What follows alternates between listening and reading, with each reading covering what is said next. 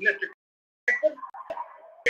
What we got for today? Well, four main first player 2023 MLB draft got up to the majors last night. So lead off with that. Then once we knock that out, strictly football the show and football. I may look at a few players.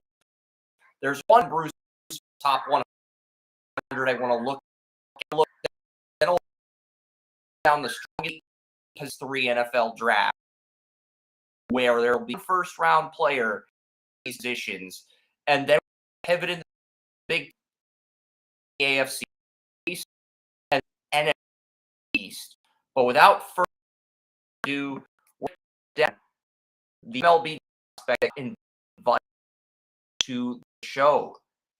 MLB is official that Anaheim Los Angeles round draft pick Nolan Shaw, first baseman out of Florida Atlantic, has been the majors. He was drafted 11 overall, 6 to go by Angels, and projected to go in the back end of the first round of any draft.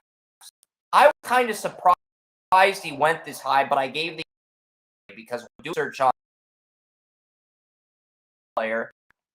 Funny eyes, that stands out. What stands out is this player improved their average runs, hits, runs, RBI slugging percentage, and stolen bases in each of their 3 seasons. And this is a player who also hits 447 batting average, 18 doubles, 4 triples, 18 home runs, 4 RBIs, and 868 slugging percentage, and 14 stolen bases while winning Conference USA Player. And the player also 90 and 14 strikeouts in his career. He's the leadoff back the Angels in his MLB debut. But Angels have built quite the core, Joey. I'll give you their line of 24 since they're out of pension for this season. Nolan Schottel at first base, Shohei Ohtani at designated hitter, Mike Trout at center fielder, Brandon Drury at second base, free agent signing this offseason, Anthony Rendon at third base, Zach Neto, the Angels 2022 first-round pick, Hunter Renfroe. There was a Hunter Renfroe that played with Taj Boyd as well as Trevor Lawrence, Joey, and the Hunter Renfroe that played with Taj Boyd played football and baseball and ended up converting to baseball. He's the Angels' right fielder. Mickey Moniak is the left fielder. And then you have Logan O'Hoppe, trade deadline acquisition from the Phillies, and Matt Diaz, your 2016 first-round pick, as the backup catcher. That is an incredible 1-9 lineup. And it's a shame the Angels don't really have any pitchers outside of Ohtani. But I think the fact that Schottel was so consistent in so many categories is why he came up as early as he did. It's not the majors before Cruz, but when you consistent players over there, a small school major might is already in the majors. Mike Stock is the Angels' first base after the season, and you can just let Moustakas walk and test agency center. But they're getting called up 6 weeks after being drafted. Because it's an interesting I didn't think a player in this MLB draft would call. I don't last MLB draft pick got called up the majors 6 weeks after draft.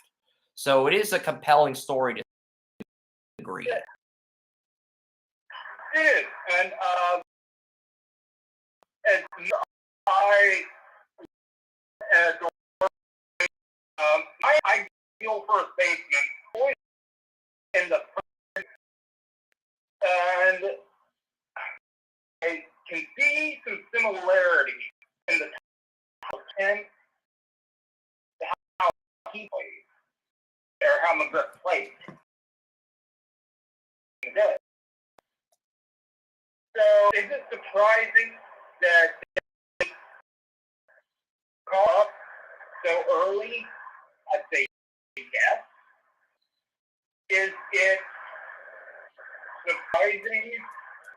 they would see a player like that and say, we want him on our opening day roster? No. So, I mean, it's kind of one of those things where everybody back in the day wanted to spread the grip, but at this young age, I don't even think McGriff was on the roster on the Major League team. So it's kind of a give and take a little bit. You think he's ready, you think he can produce, you think he can help you, but he may not be completely ready. But if you think he's close enough, then you can complete his training on the job. So it is a little bit of give and take here, and I think that, for me anyway, it really comes down to how much of a product they do. He's not a finished product. Now, that's where you get close to I mocked Schottle in one. Baseball America had him at 29 rankings. I'm pulling up the Baseball America draft. His production, but he's a high player, low runner, and he is a hitter for power. He doesn't have great power spectacular. And scouting report says. The first thing that you said where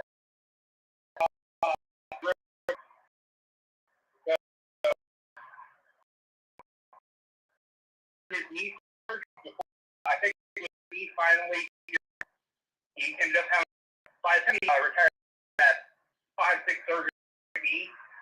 So the first surgery and the two differ is McGriff was above average face and then everything came. You know how it works on the life of a player. You can still go and be really productive. That was if you have you're not being flexible. So that's where they differ. You have this was a power hitter. He hit he hit tonnage and so it's like he was backing up 40 home runs a year. But he can get 25 to 35 a year. Usually around percentage, always around 150. Always be even after he was able to I think to out straight leg. And they're able to do after all those.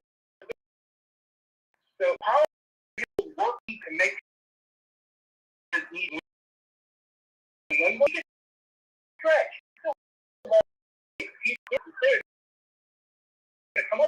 Well, the player comp for this player comp Schottle had getting runs the night. That the player comp baseball account that was player comp.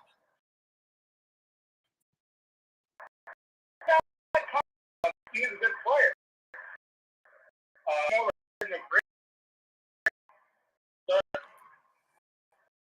The compact. It's not like we're saying like a freaking cleaner. You know, there's a player, players on.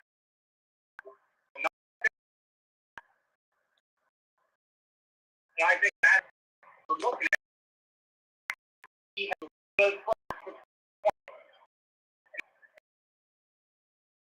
We saw never have to worry about. Or that 20 years. I think that's the type of player we're looking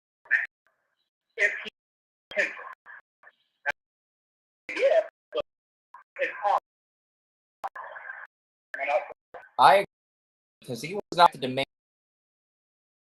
majors in 24 ML guys in up 6 weeks after the draft. But a few years ago, Jonathan, you know, Jonathan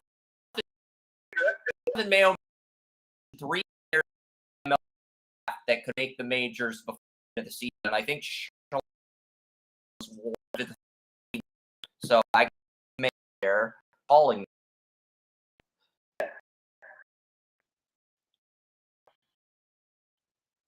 That's all. We also have to look at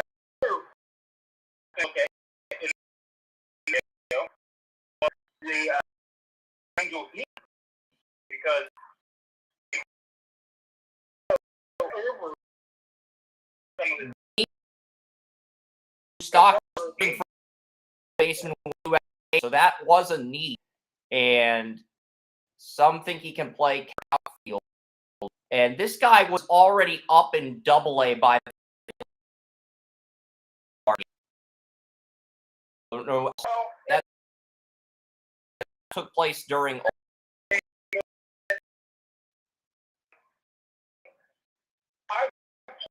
outfield,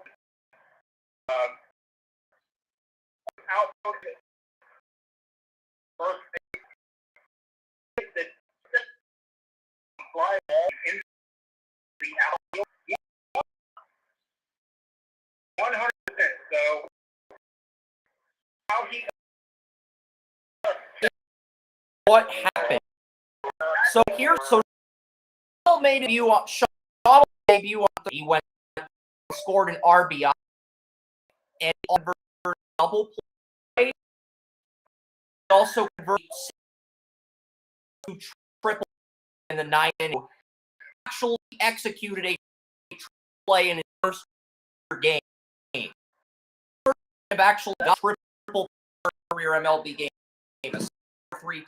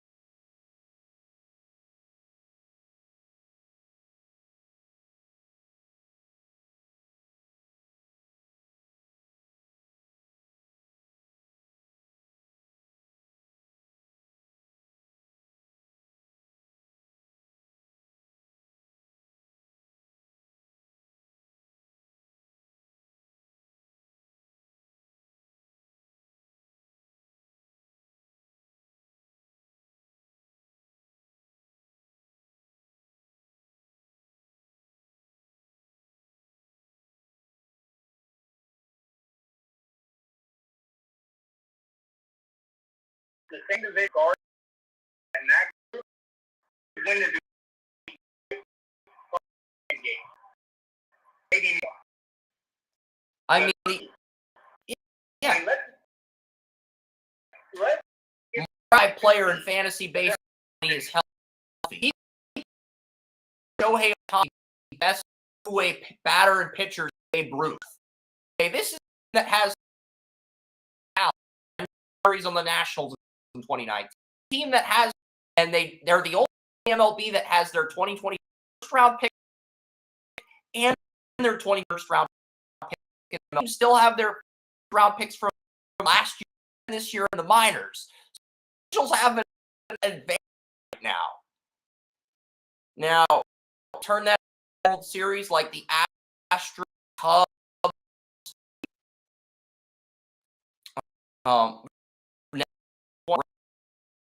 when they still Freddie Freeman. That remains to be seen. The brakes on Joey. They have a lot of.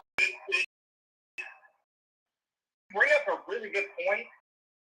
First one, talk about more baseball that holds true, but it's what 5 years the club are crucial. This market is the dark ages to stay up in the market. You have 3 years of a deal. Yeah, 3-year deal, and then you get arbitration.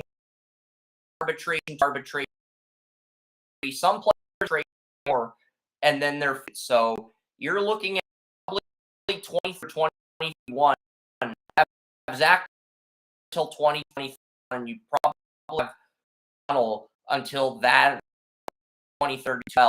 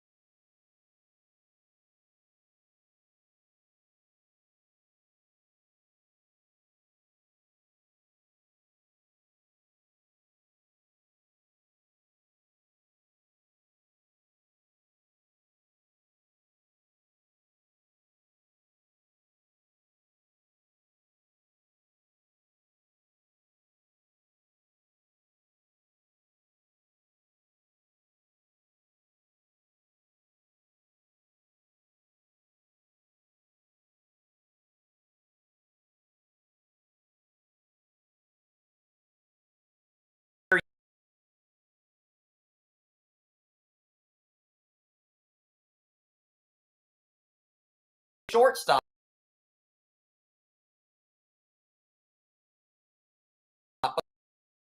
And a 23 picks. And those aren't players. Players are talented, and they got a basement agency. So a team that has talent. I heard a lot of I heard that the first out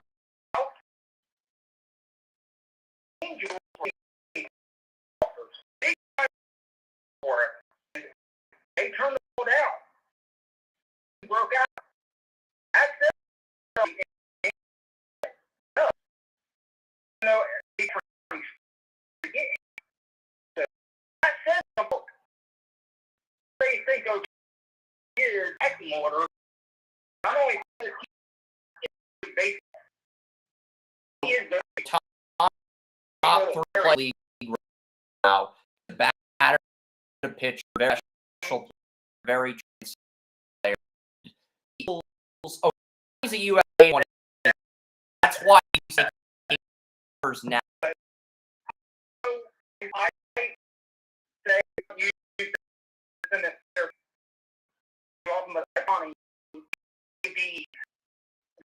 section as an player because player, but he's also a new like finding it's I'm involved say or get it in it okay guys look and Metallica I think they're going to be for success. Chat room floor if you want to ask feel free type it, but then I give it to pivot to Melbourne's title.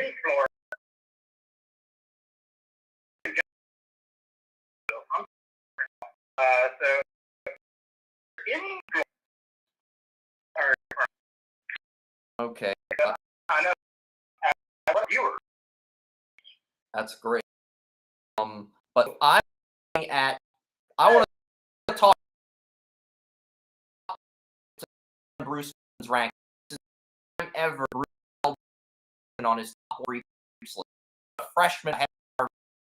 If you're a high school football player in freshman college, you had Jack Morris, the number one Bruce is free just to be incredibly talented, incredibly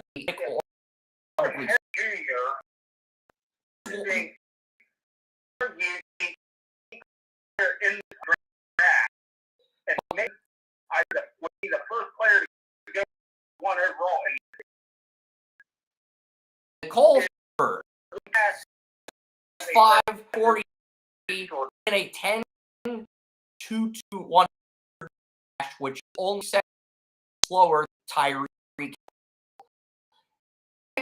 He's 6 inches and 50 pounds bigger, and he's still in that time. That's the most jaw-dropping thing. I mean, you estimate you have to go way back to, I think, Johnson. A couple. I'm comparing this guy to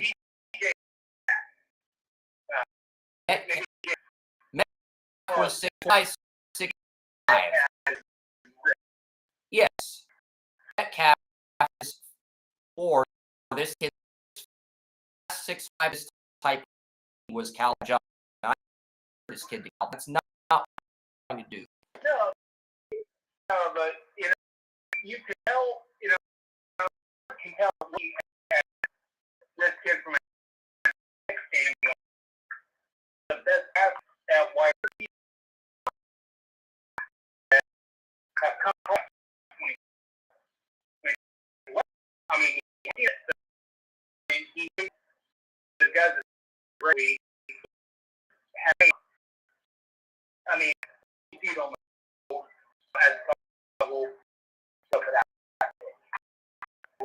This guy may very match up with top athletes in the NFL, and he is becoming fresh. The thing. Here's what's gonna happen. If South Carolina goes on a run like you did during Rose season, Spencer getting all the he'll turn into Wilson on the NFL. It'll become a star and declare it. That'll probably be that. Say that's gonna happen here a lot. It's interesting to. Oh, but it's so rare. Like they go to so that they have so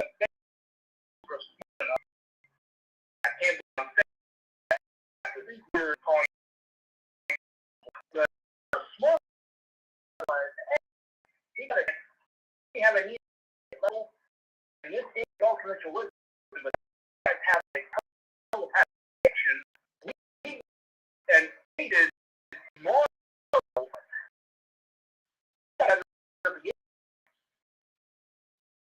So I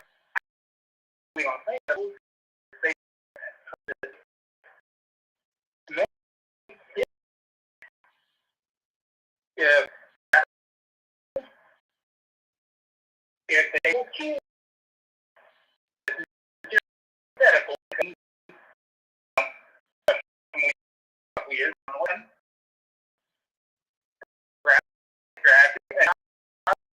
and then you change. You know, they say he tells his old college brother. We have a recruit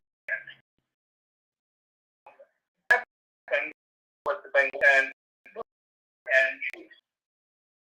It's just a scenario we're like 3 years ago. Yeah, this was Harbor was not in 2026.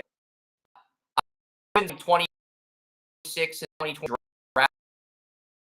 in the hockey league, I've been scouting back junior hockey player for these that are going to be HLL 2 or 3.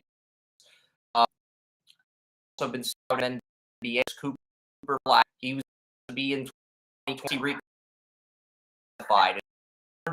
Carlos, he was the number 2 player, but since it's classified, Boozer's now the number 25 class draft. There's certainty 25 and 26 at the end. We'll see a lot of trades in the 24 NBA with teams job for it. I think we will see a lot of trading in 2024 for Gay. Player, there's a man on Canada, Landon DuPont. This he passes the like Matthew, so shoots it like Connor Bedard, and he has the stamina of Cale Makar. Defenseman, but he could be the first defenseman to get a stat. Aaron Ekblad. Most of them cannot until they're 16.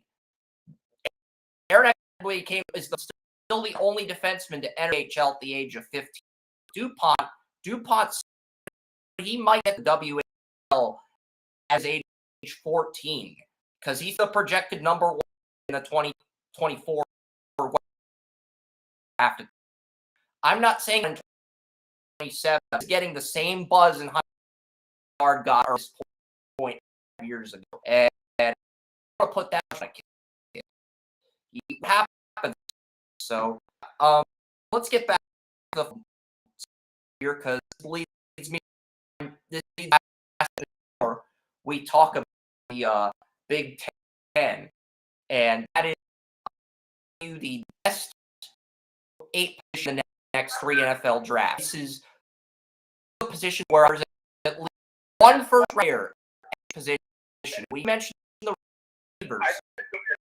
Audience. I know Jack in this podcast. This is about we're projecting 1 to 4 or 5 years. So don't worry about getting ahead of it.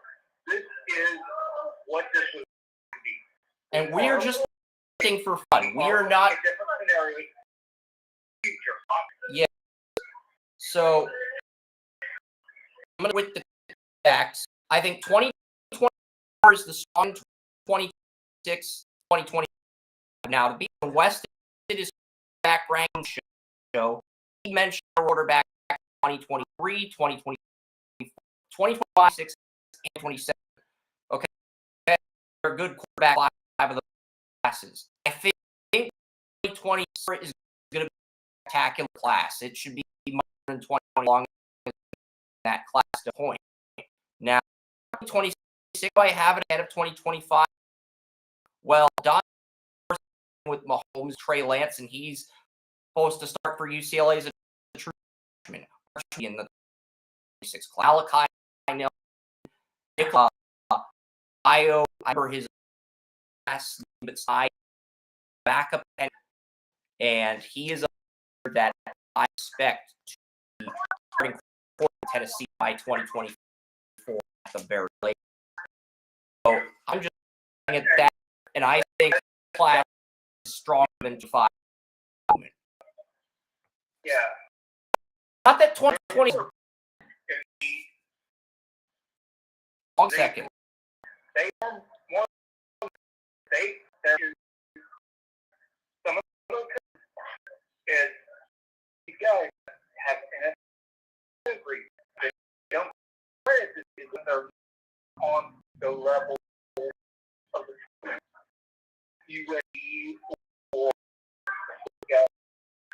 the reason that they're saying some of these young quarterbacks coming up, even though big time prospects, big time draft, is because of the coaching they have there with NFL pedigree. So that's what you have to look for. So when Chris says that this guy from USC or this guy from UCLA, or not USC because USC obviously has NFL pedigree, big time program, but from UCLA or something like well, that. UCLA's got a freshman who's training with Patrick Mahomes. He's a high school senior entering UCLA. You have Arch Manning. You have Nico Imaleva. Nico Imaleva committed to Tennessee. He's number 3 on the 24/7 Sports composite. So there were 3 quarterbacks. Jackson Arnold's number 8. Malachi Nelson's number 12. And then you have Dante Moore is got to be – it's weird. I don't see Dante Moore in the top 56, even though he's going to start as a true freshman. But it doesn't really matter. We know what Dante Moore's capable of. It doesn't matter where he is in the recruiting rankings. He's starting as a true freshman, and we know what the man's capable of. 2025. There's 3 guys. Who we're going to talk when we preview State and Texas A quarterback. That we're all 4 to 5 recruits on various recruiting coming out of high school, and all 3 played as freshmen. None of them played out, and one of them has to play this year. I think we have a new to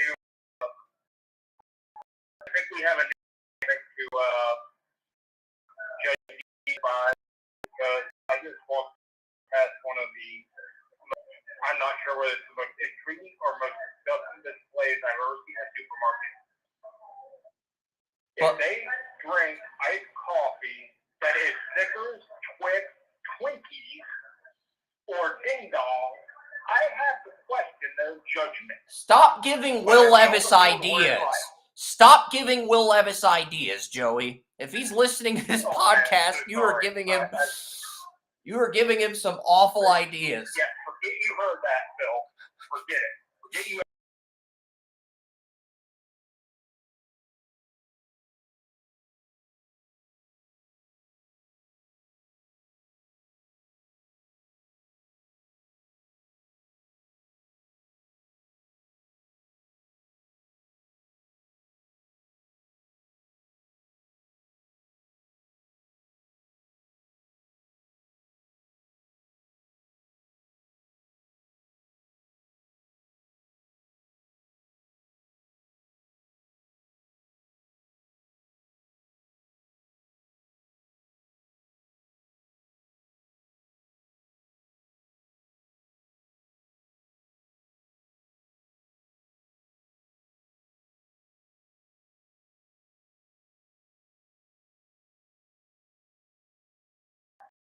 I don't think it will be bad. No matter what we were not going to get or do try to get somebody positive. So it's not mentioned in 2013 because that was so freaking difficult.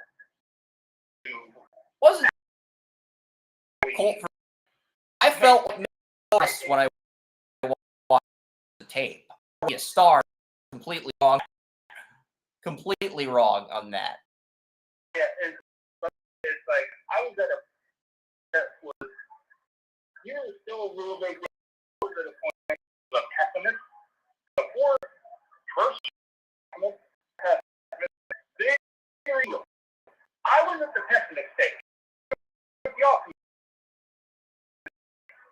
And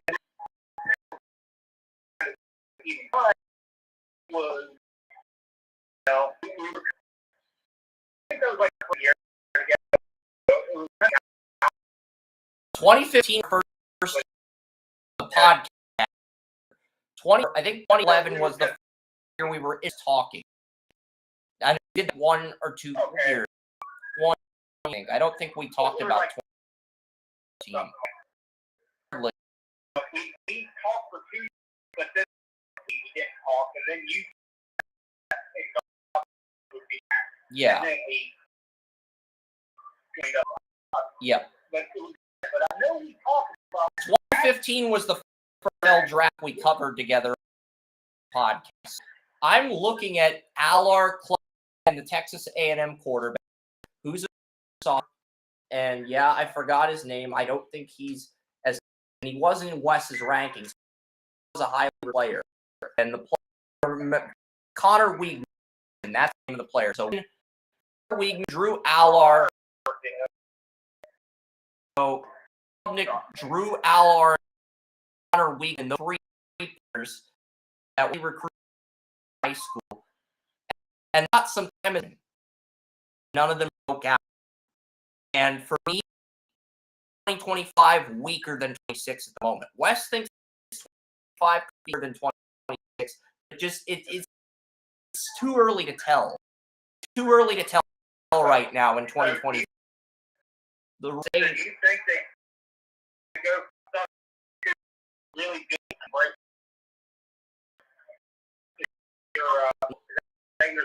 No, but the expectation is these 3 quarterbacks number 1 and 25 this season, like Caleb did last year.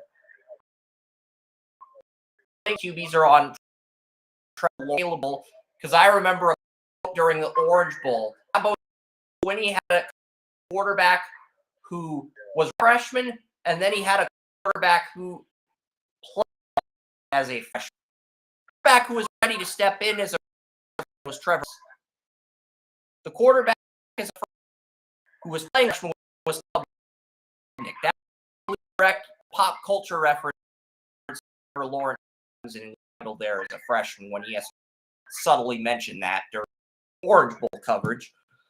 I digress. So, he said, that they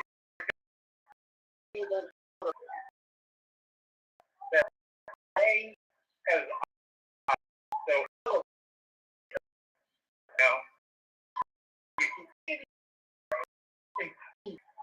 being a strong draft. Maybe not just being have it in common. It seems like you feel the same way about the he was ranked quarterback. Klubnik and Miller were, and I've seen two in the top 10, and I've seen in the back end of the first round, like where John around where George got drafted the very least. That I'm seeing him over the top like Klubnik, but it depends on what class this season, how the new offensive coordinator and Garrett driving this guy, because at least 2020 I'm more optimistic about the 26 class. And I could be wrong, but now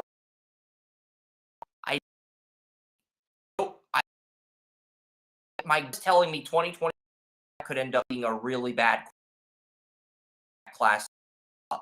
I'm in a position because I think we had a really deep 22 class and a top heavy 20. We had really deep classes 1 and 22 as well. And 23 was a deep running back class, but it was also heavy, just like 2021.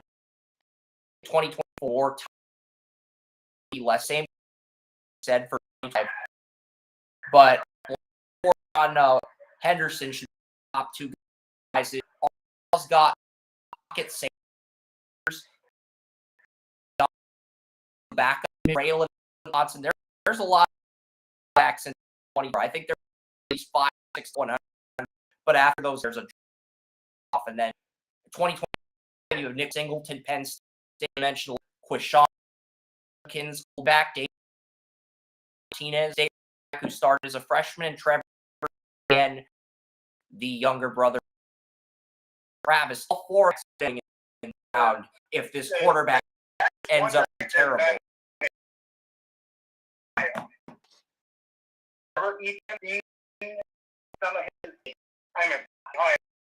I think he could be better. 4 running backs could all end vaulting in first round. It's classic being a late. Those 4 break out. They happen. You probably were never 4 running in the first round. Quarterback class ends up being terrible. Get pushed as a result effect. Just how it works. The problem with running is the running back is hurting the but you know the end of the contract, the end, and many Nick Chubb got when Cook got released, and he they're having guys because more he's a rookie, but problem. Running many good class, and it feels like we had 8 good running backs in 2016 to 2023. When you have many good running back classes, it saturates it at position. This is what you have to pay to if you're a team, because I'm 8 positions where you're going to have at least 1 first NFL drafts. These are the positions that saturate the market. Do not have this position. You have an 8 and their cost is to reload the running back. A running back Super Bowl MVP, and I am going to do so later. Now, later, half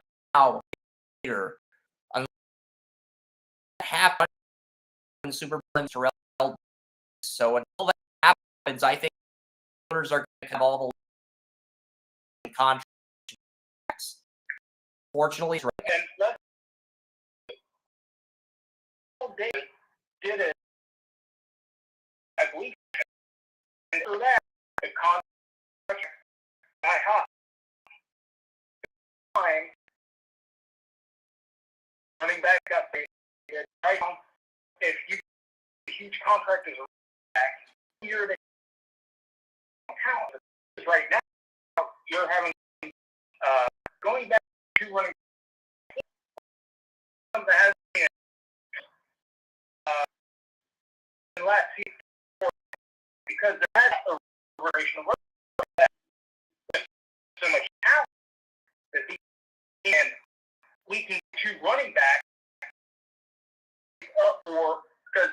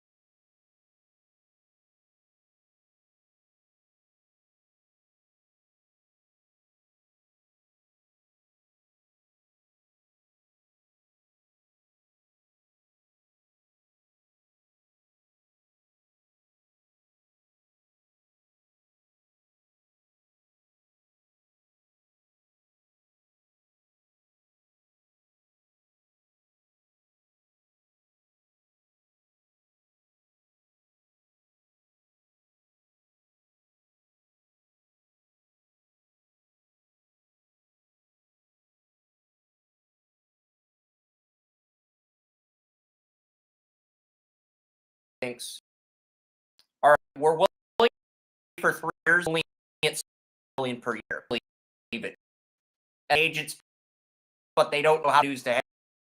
That's kind of out. And I'm using Henry. I think he paid more than that.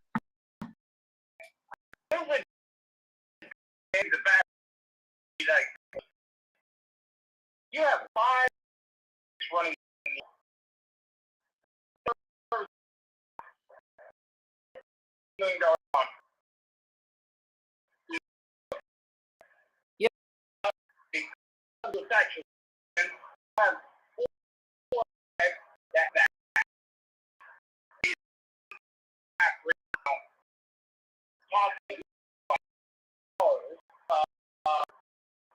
so you're only going to get that $5 million, or get those 5 and somebody negotiating to that for years on, and still money just to cap them because what the cap. So there's this guy, and I have a feeling the 40 are going to do it too with the cap. They need even for that no.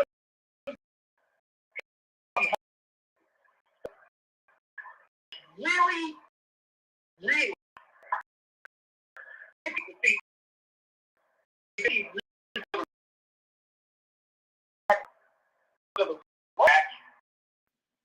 is running that home. Is causing to go down, causing relations which are lowering cap numbers at a cost of guarantee. So it's really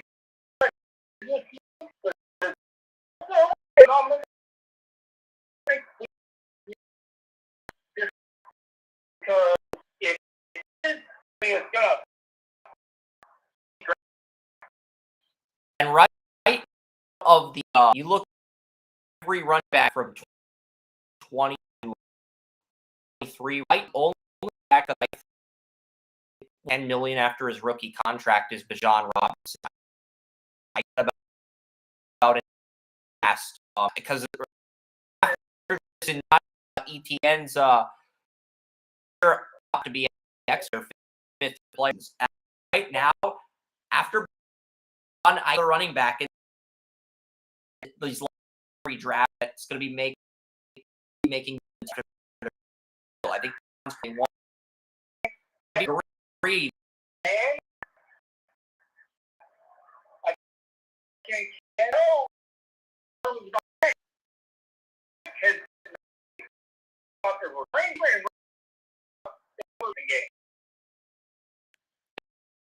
Much less money as their hit. So the Jaguars can say, give you a figure that we're not getting you. Plus, have a chip with biggest beat. But I don't see really going to be like and just. Well, yeah, that was his first at Auburn. He was a good player, but I didn't like his pass in Auburn. Apparently, one see how they play because he's a goal and make it 70 yards. The big thing we did, I think this is something we need to pay attention to forward because the big thing is I have seen him make some really good catches. So it's like, okay, this guy much better than he did catching it well. So maybe that we had.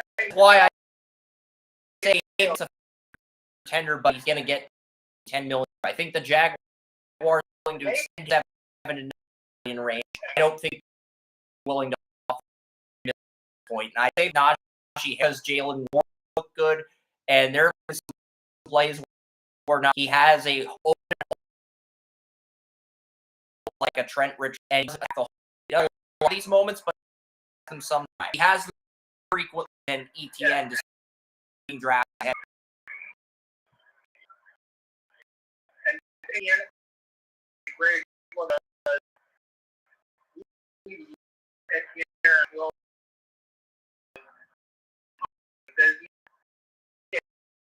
maybe because when you start going running back. Yeah, because Harris had a ETN sophomore and they could break for both of the run entering that deal. And Premier game he's going to be yet. With there's a certainty he's going to be great to get. You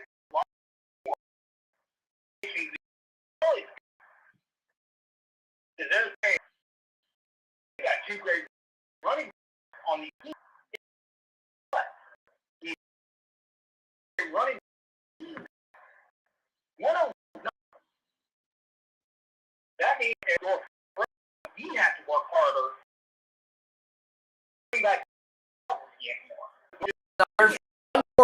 I did not before we get receivers. There's more running back I want to mention.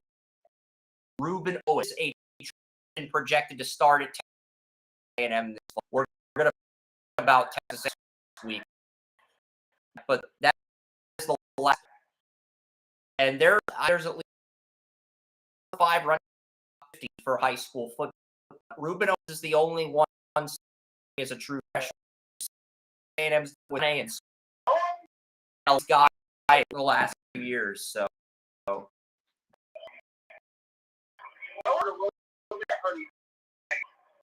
But he lacked the small D. He worked on because he didn't play. He's working pass blocking. He worked on only yeah, he's going to be able to say, get away with because he can play. So I'm thinking what he does and how he can come get it. I'm not going to say the cross back. Okay. And they work with nothing. Could be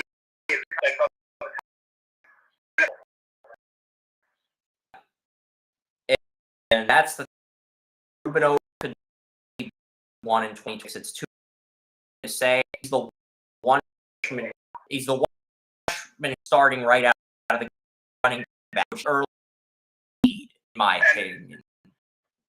And that's not, he got it. That man's off.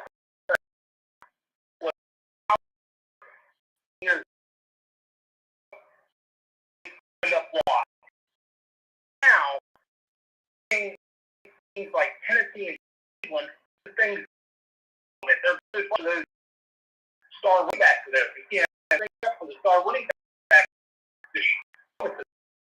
They grab him. So this offense needs something to get to your game. So system could make work for me because he is a left run the position. Well, they're up there.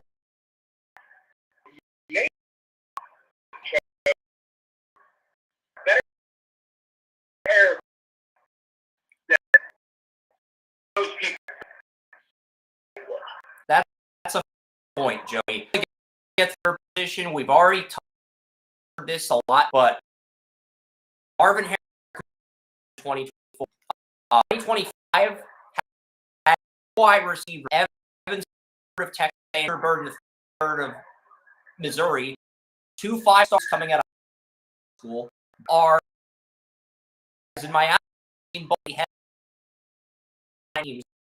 headliner for A&M and Burns there for Missouri. And, you know, these kind of draft, the 5 draft was juniors. 11 when you have and Julio Jones.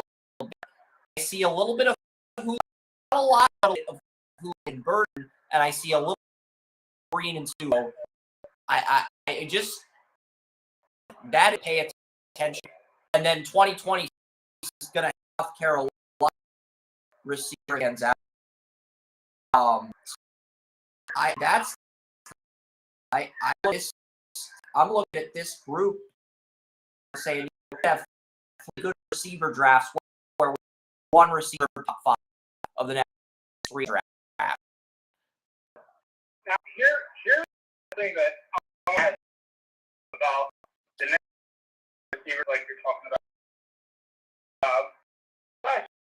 I thought last year was so heavy. This year was the shit.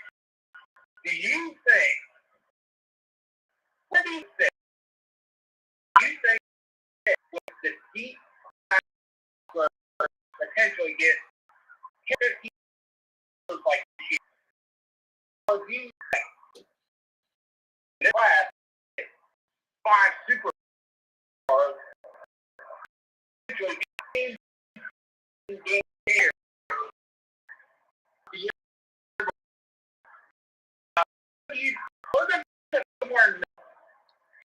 I think 24 and 25 are powered, more top heavy, but there's going to be a lot of stars because outside of Garrett Wilson or I really didn't see a guy with Pro Bowl who is subject out.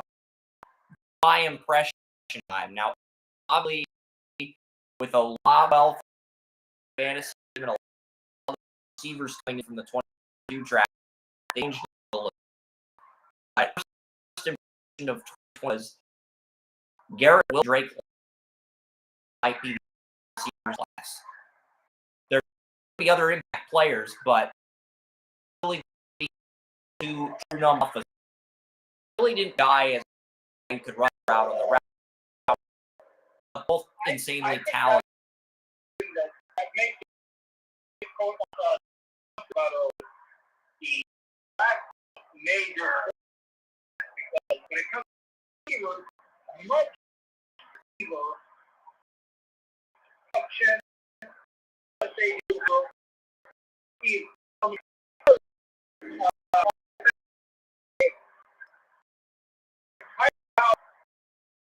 is based on. But that's the thing. Both or really pile one, you know, to make sure we get right. They don't have those. But Evan and Luke, they're going to have the same quarterbacks. Going to be the same quarterbacks. And Brady Cook's a junior, so he had 2 more events. So now he's going to go major quarterback, and I think it's going to be crucial to both those receivers that are currently to go top 5. Yeah, because a quarterback can go or junior, right? We have to see what he is going to be. Even if they change quarterback, because there was that before the quarterback. What would concern me in that situation is, hey, now I'm sitting there saying the quarterback causing problems. Then we say the and they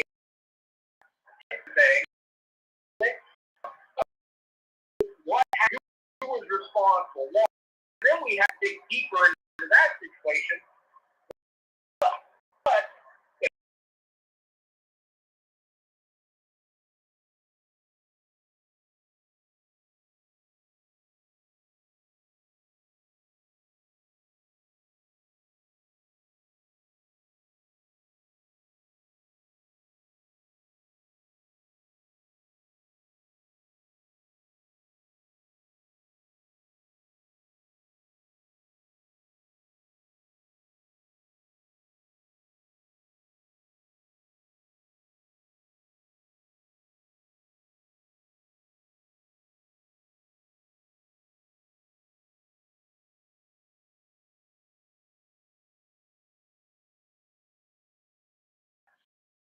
sometimes you see more.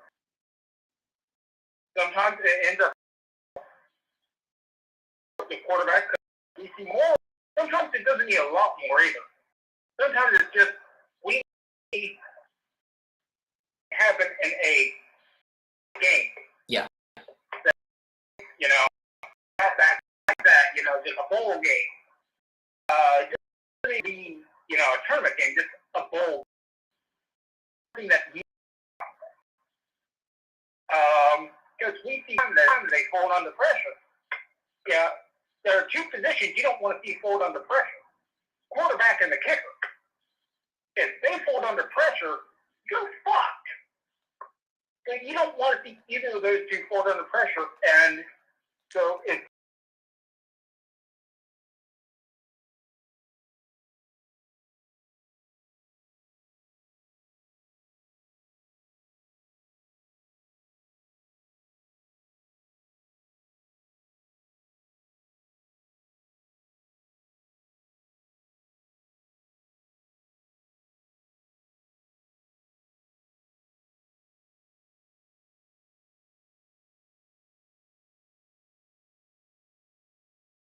legendary status. Yes.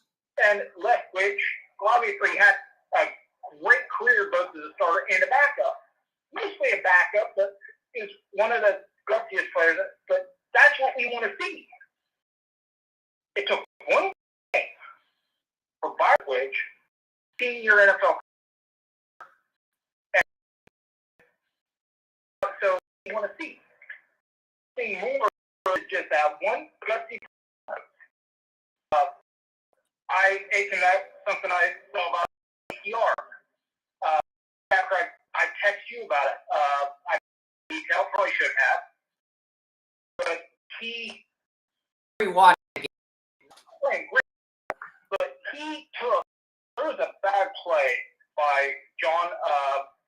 What's his name? The third running back, Brown, and he was PCR took him to the side and just told him, "All right, dude, we got this.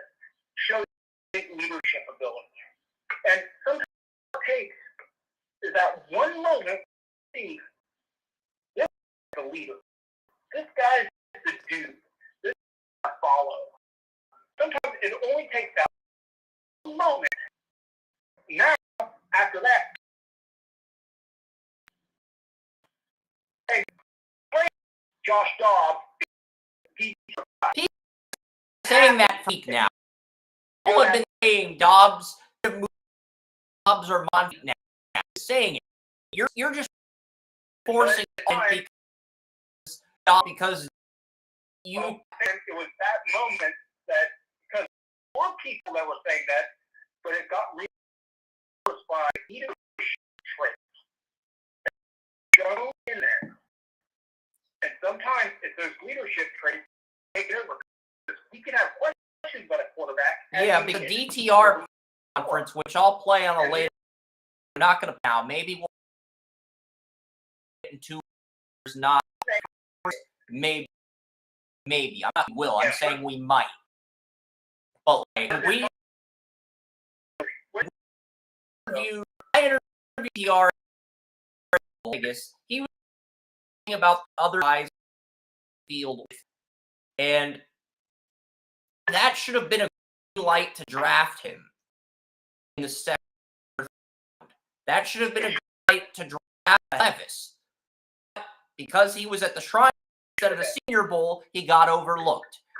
Belichick basically said none of the players on my team are good enough for my team, even though he TR is Flowers is a receiver. He got over because of that. That's off because everybody watched and went to the game knew DTR was two talent, not two talent. And game was incredibly hard, but it came. We need that one moment. I think that puts them on top. This is football. Quarter at the Shrine game. This guy so leadership. There were quarterback Shrine Bowl.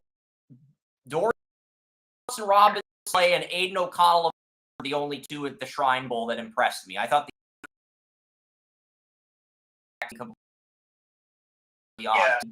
DeVito, he was awful for the Giants last night. He kept overthrowing passes, doing the same as he did at the Shrine Bowl that the coach, whether New England's but with O'Connell, you could see people who are those two. William and Daniel Hellstraff. You could see why those two rely on those. I DTR. I think fourth round of our third round. I'm surprised he fell as far as he did, but I give you if he Mobile is at a game, it would have been a top pick. There is no doubt about it. He had a win. He might have Jordan Love because that's if absolutely, but he wasn't there to have a moment. Then in a preseason after he had it. And these guys have that's why because leadership of man is a starting quarterback that really that's what somebody they're going to it might come when it happens. He said Brock Purdy chose the game over the senior. Brock Purdy trying instead of the senior. So DTR becomes the best QB in 23, best QB in 22. We will see to choose the game over the futures.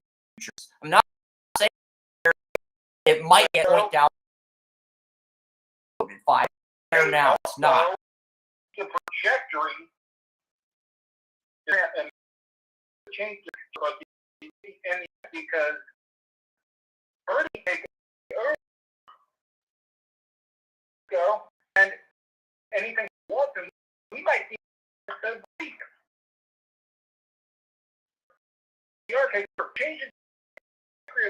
But the problem is not getting Deshaun Watson.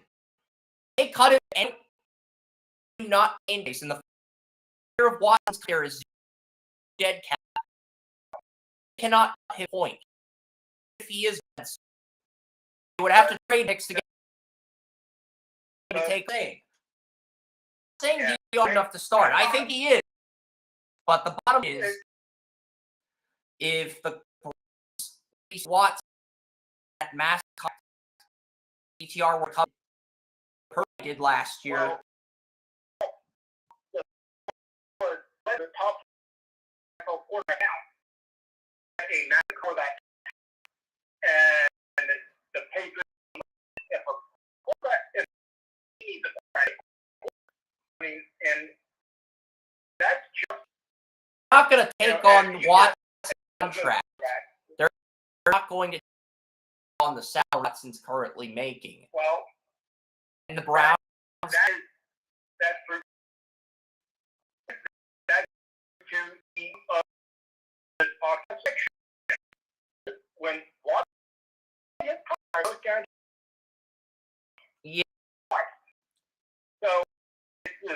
And he's a top quarterback. He is not a top quarterback.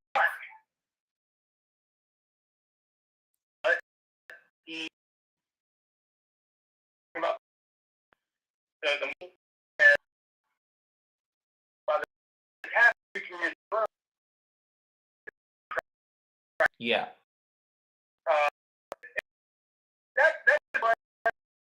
That's just the answer.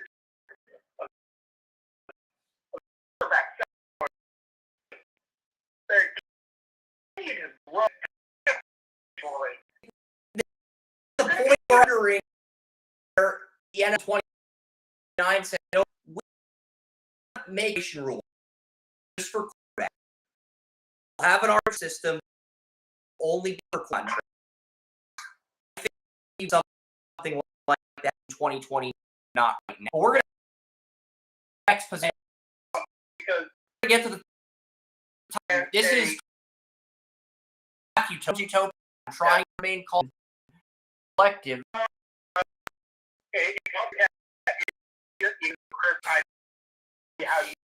I love the South.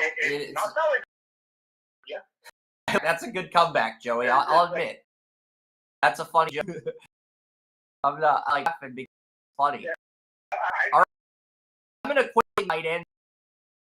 Two of them are the Tavian Stars this year. 2025 has Oscar Art for a year. Hours turns pro, and 5-star C more in 2026. All three guys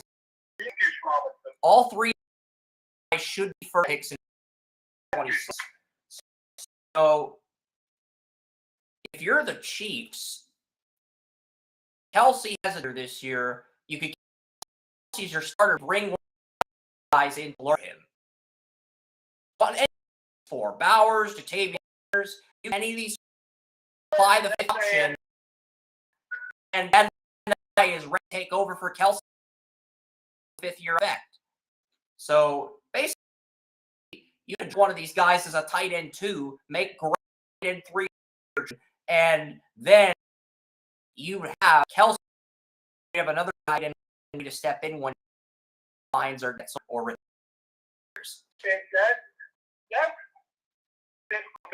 I haven't seen Kelsey decline. I've seen him. I mean, Kelsey's never been a burner. He's never been spectacular. He's kind of like a Jordan. He's just there and he does it.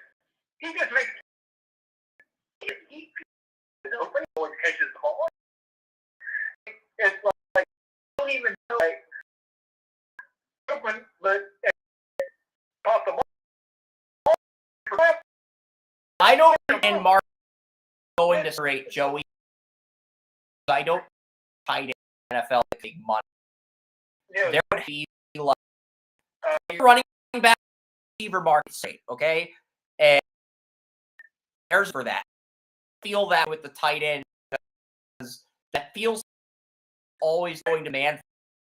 And it really just there's 8 tight ends and then the rest of the league. There's good, but the rest of the league.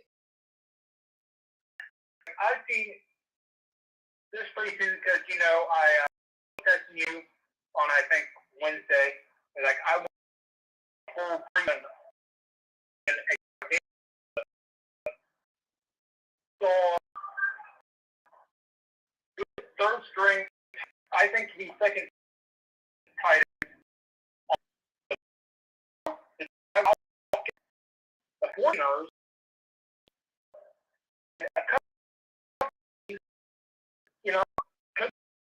second string, these top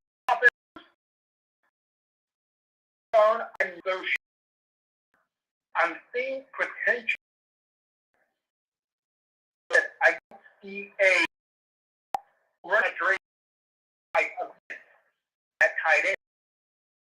I'm seeing a lot of underage agents and young string tight ends. So I'm thinking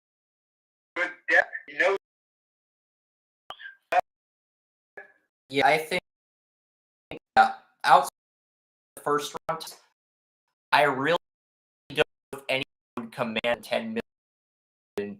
I need to go that with Cade. It's too early out. And I'm not sure at this point was it was 2 until who was champ. Njoku was 2 until he was champ. And I didn't in the top 15 even. Njoku was that. O.J. Hungrim were drafted ahead of Joe for a reason. Here are the studies for the tight ends. The highest tight end is Kittle, 15 million. The wait, this is salary. They Spot's taking the cap salary. So okay, so Aaron Waller is the highest paid tight end, 7 million. Kittle at 15 million. Kelsey's making under 15 million, 14.3. He's the one time I'd only pay 20 million a year. They wanted to 8 actually 15. It's like he's so good. Kelsey is so good. Ask for $1 million a year, he would get it. Even if that was had to move, but he would pay the bag for Kelsey. He wanted that much. But yeah, they're about a joke of making millions. There's about let's go 5th highest and Ingram's a joke 7. So Ingram and Njoku are 6 or 7. You could argue they're right up by the top on top. Is making Ingram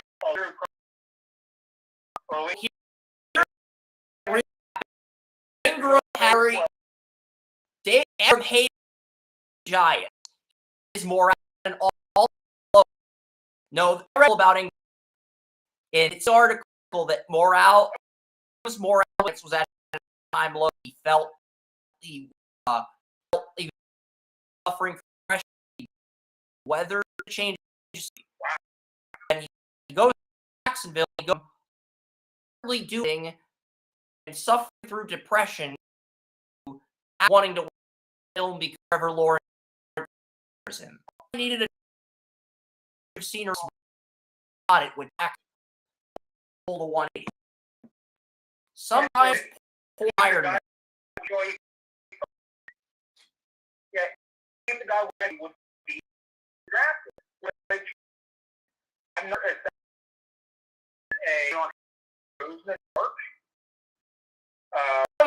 Phil, maybe. The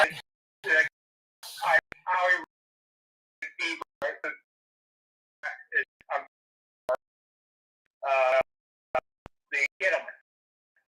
I don't know. Yeah. Dave Gentleman completely eroded will, and then went somewhere else. It's like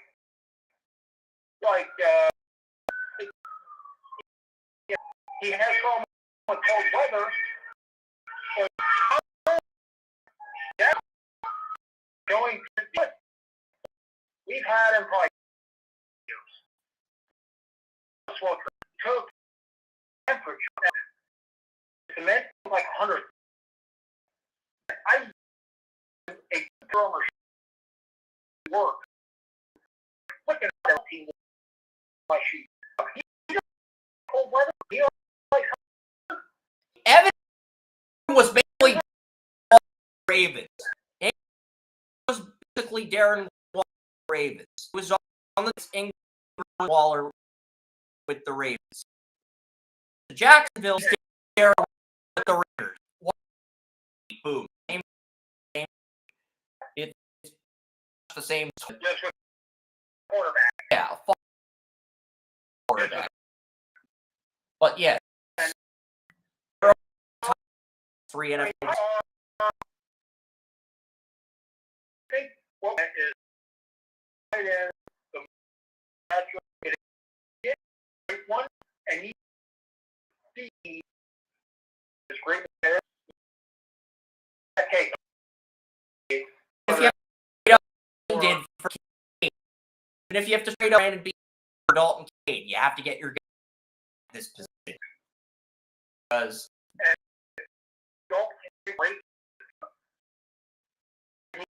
Expectations yet to be someone help out of my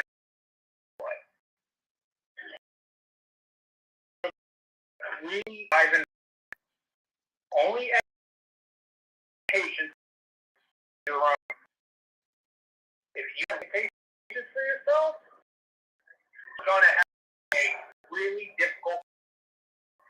But if you you're a football player, a retail player, a sales manager, whatever the hell you choose, you're going to succeed at. Well, it matters. yeah, Paid we got high reach everybody and beyond. 4 positions going to go back to defensive principles because in 2024, Clyde Walt and Fashawn for Penn State will do the big. But you also BYU Bama, Notre Dame, Texas A&M tackle draft eligible. 24 like class, it looks like class. Well, 23, there was offense.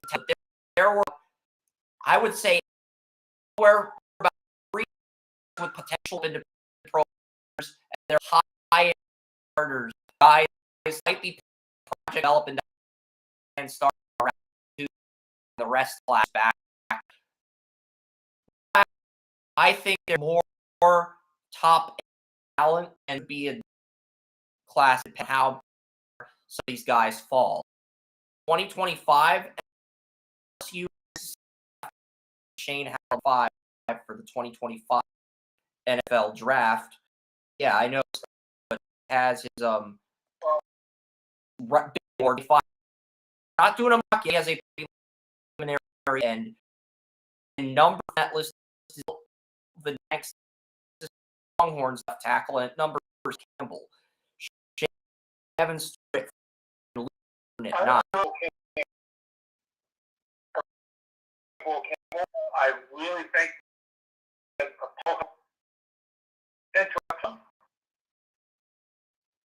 so that is because I'm looking at top 6. He has Klubnik at Al Will Johnson corner who ended up number 1 as a freshman for 3. Is number 4, 5 Campbell 6. If quarterback step, I think Bags or Campbell 1 and 25. I know it make that claim projection. I think see John or if quarterback step up. Is a number. I do think Aller is a big point. Al quarterback. He's a quarterback. Will Johnson's Aller's a quarterback. Just as I was saying there, because I was up and up, and the thing was at weight.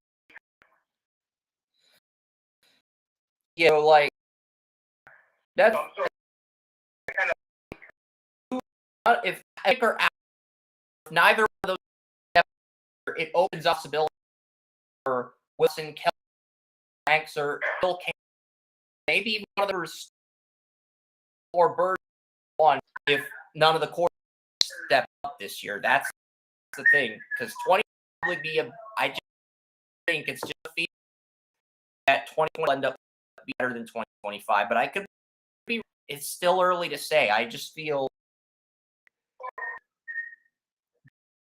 an open.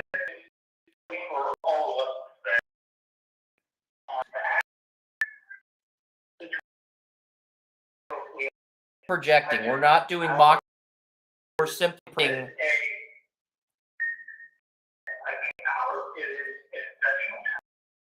And Will Aller against Purdue because he won state opener. They put her in for a few plays and honestly, if roll with Aller, they a lot next year. But we're at and the 2026 offensive group. There are two tackle projections. Proctor, the Bama to be the first true freshman to start for Nick Saban in a long time. I can't remember the last time Nick Saban started true freshman tackle, but Proctor is the guy running the job right now because there are veterans expected to start tackle, but right now, from what I'm hearing from Alabama Twitter, is that Cater, the freshman recruit here, is going to start tackle as a freshman. I'm hearing. So he up a lot of track and Francis Goya, Miami offensive Feldman's athletic freaks list. Top 10 school recruit, much like he is projected to start at right tackle this year, but when Zion Nelson was pro, he would move left. So both the Alabama and Miami offensive tackles could be top 6 in 2026 if they. Still has more meaning than a people think. He knows fresh. He knows. Because he says high.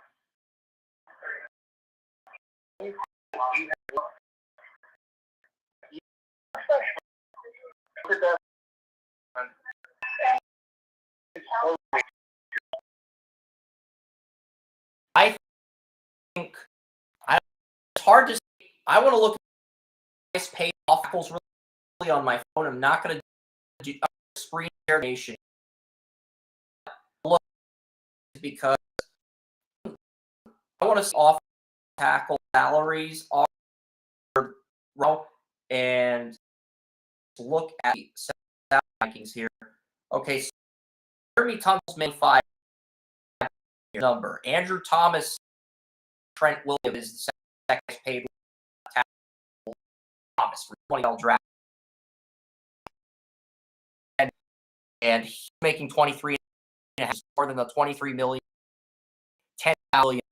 So yeah, Andrew Thomas, the tackle from me both in 20, making more money than Trent Williams. So it's hard to do that. I like Thomas, but I think you are like 23 million, 200. But I know he's a player now, so I have an issue with the extension. This is what Phil done. Make it done with the offensive halves. He's coming up with 2 tackles and top. I'm a team willing to pay more than $20 million for a taxi market with the tackles in the next 3 drafts. I see a team would pay more than what the Texans are currently. I see that because the market set itself.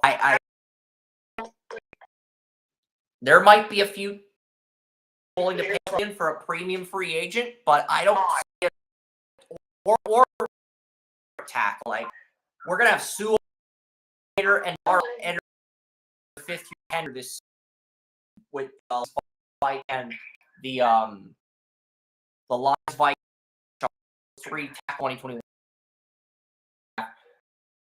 20 million. He's the 7th highest paid tackle. So Jake Matthews is 19. What is that? I I see these team-friendly deals. Out of that.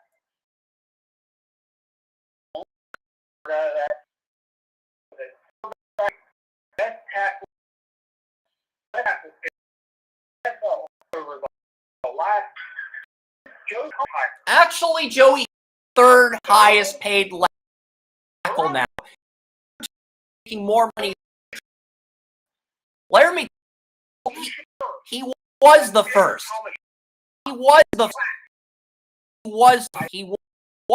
but Laramie extended to 20 year, and the Giants 23 million. Andrew 7 years. So. I love guys. Nickname, because now,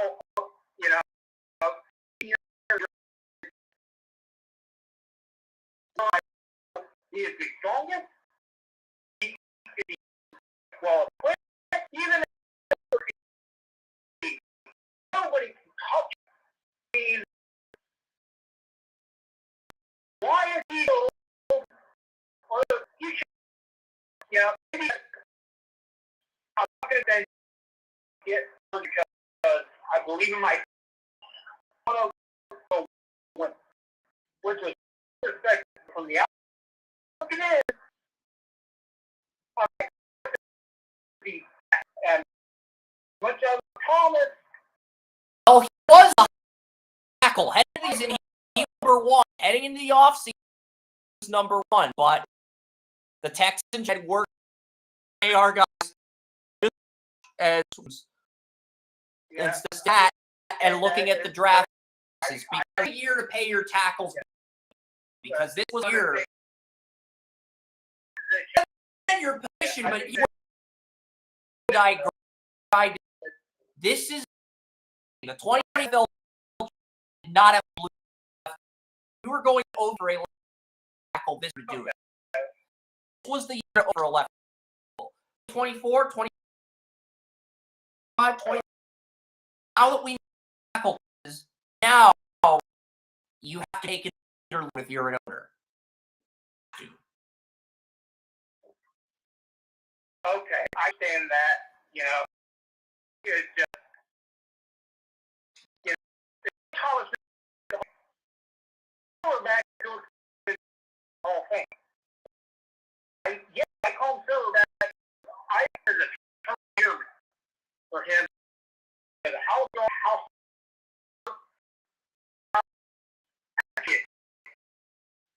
so yeah, I still call him. I call him silver. He continued to do stuff. So anybody gets the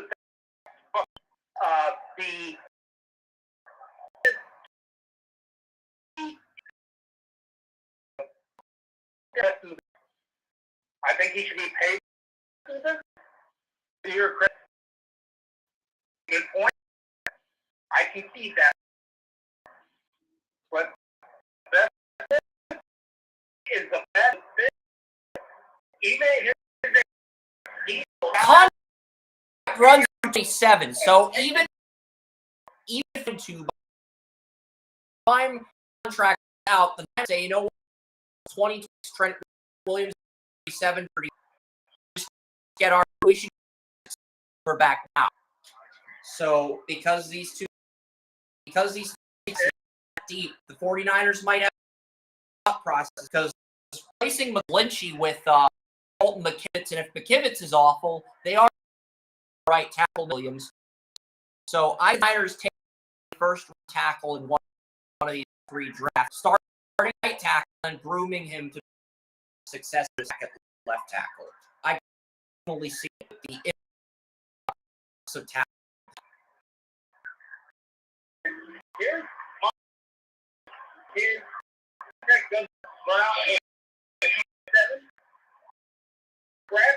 Yes. The Niners buy him contract. Out. They're not going to buy him. They can't without taking a starting. John Lynch is stupid. to buy out. Do you think an intellectual like just enough to buy out Trent Williams? Josh McDaniels that stupid. Not that stupid. I got you. John Lynch is a smart man. Not that dumb. Ziegler and McDaniels to buy out Trent. Lynch is not. He's a smart businessman. True to it.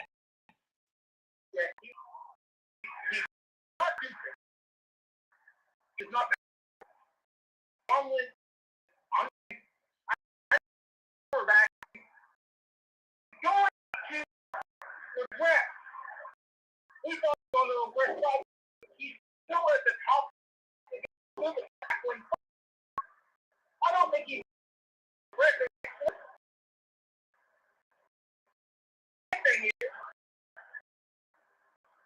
He is a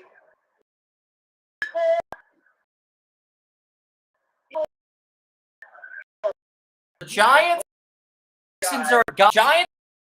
don't have quarterbacks yet. And Daniel Jones, $3 million. Let's say he's not a top 6, top 10 quarterback. Most people draft top 15 quarterback. Make a top 20. But he's not a top. Williams will be the highest paid left tackle. He will make tackle in the game. Because he is that good. And he is all tackle. Trent Williams will be 39. So I think he will buy his tackle. Contract in football.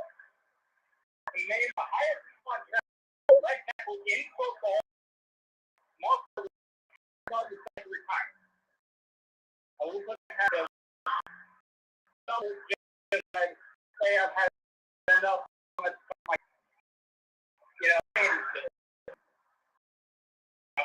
I think Dawes next year. I think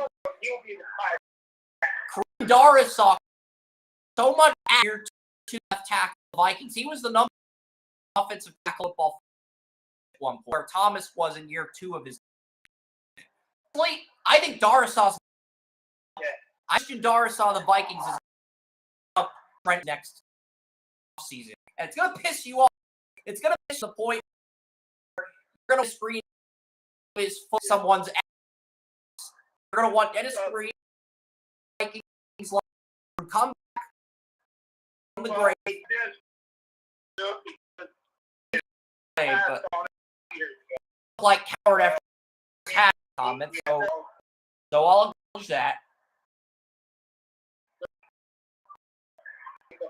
I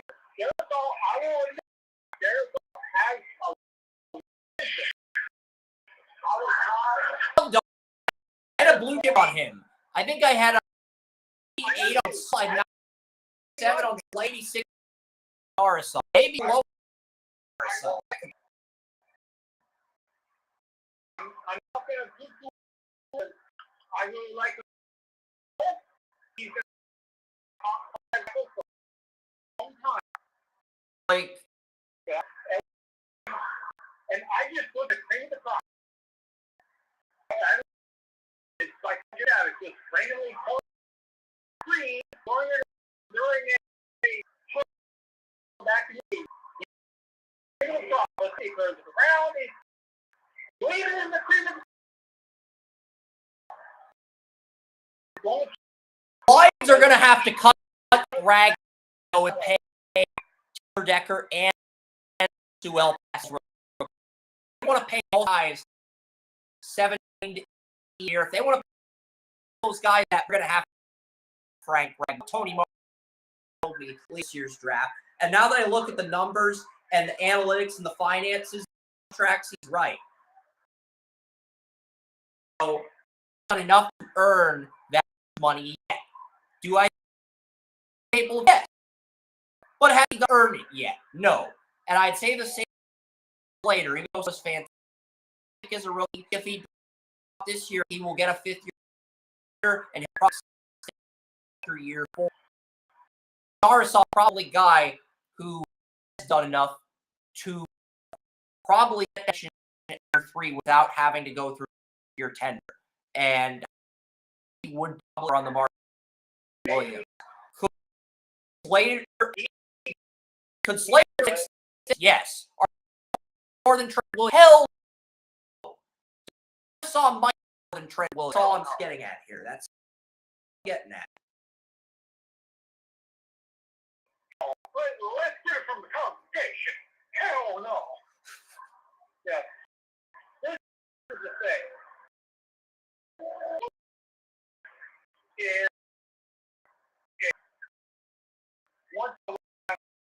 Unfortunately, he played with Joe Collins. Also won the long. It was a incident. You got once in a lifetime. You just have to get Joe Collins to set it up, and Trent Williams, you said, I'm going to keep today. And you have to do him.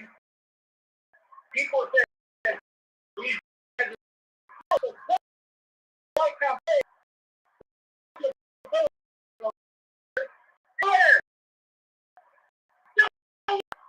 He is still the best.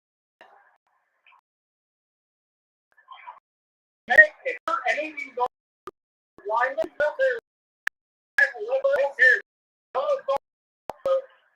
money came out there.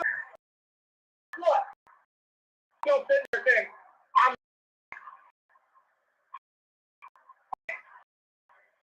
not doing my, and he's get. I don't care. I don't care. Feel like I'm the man. Guess what? John the fortune of getting 2 one-time offensive tackles because he had Joe St. 2019, and then after the Ninth Bowl, Lynch made a brilliant decision retirement for Trent Williams, which kept San Francisco window alive. Here's the thing. Well, Purdy leaves. What's going to go back? They can't extend until 2026. They can't extend until 2026. He is with the contract until 6, which is when rookie deal well. It's when Purdy did recently. So, with Silverback, is that kind of your thing? Even though I'm saying Niners don't have a lot of caps. They have to clear McCaffrey, Kill or back to pay enough money. He's worth money. That's are going to collapse. That's what's. They're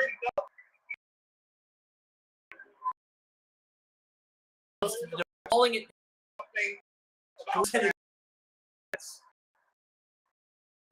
Yeah, you know how they're giving their money.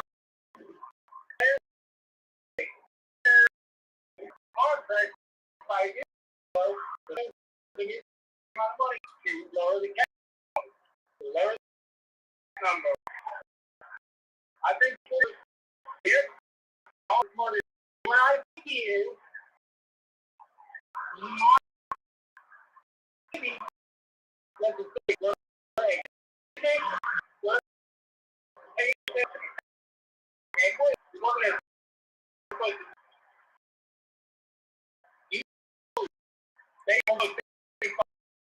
The Niners probably move on Trent Williams by here. He will be 35 Niners over $3 million in cap space cutting him, which would to pay. That would be enough for me. He unfortunately sacrificed Purdy around. That is the reality of this. I don't think that.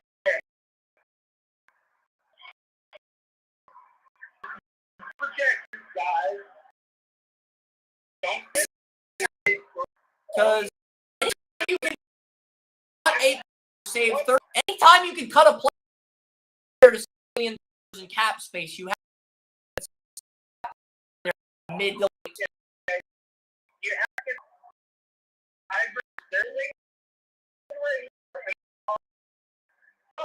I'm going to give you the moment. I'm going to say this is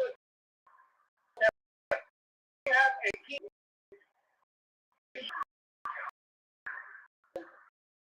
potential the best quarterback in the draft.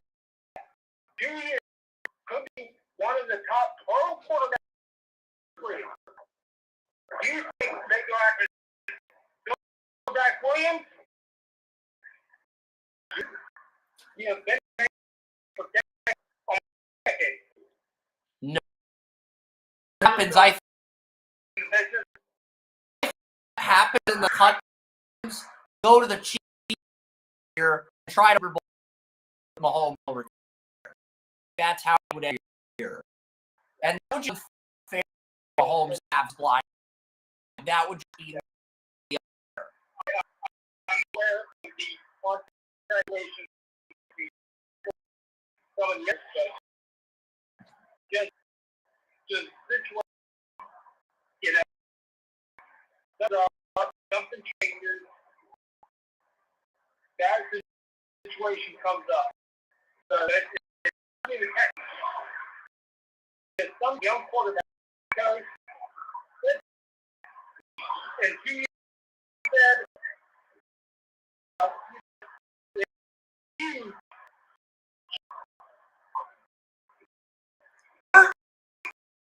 Purdy draft in the round he picked a rookie deal for and 7, just like Williams.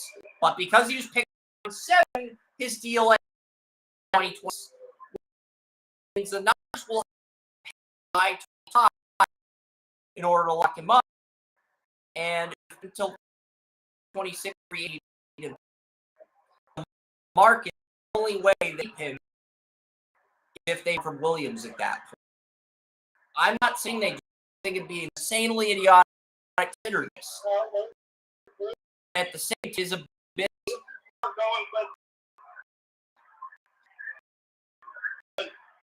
work about this. We are talking about draft and the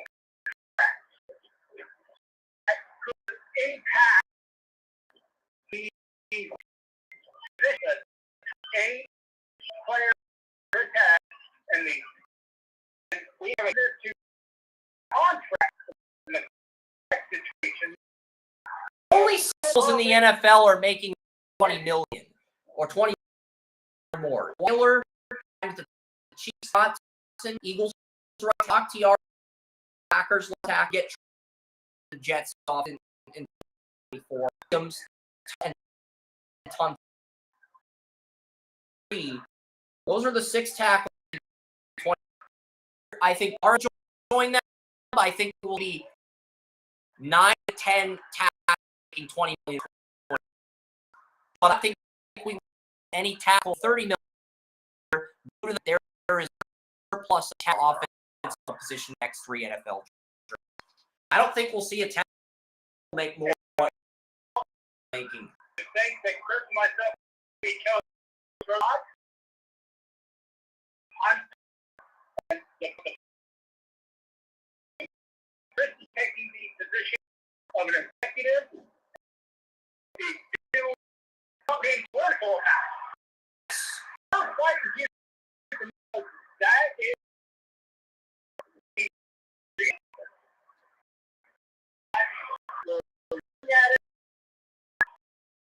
we don't have to act off the fucking crap.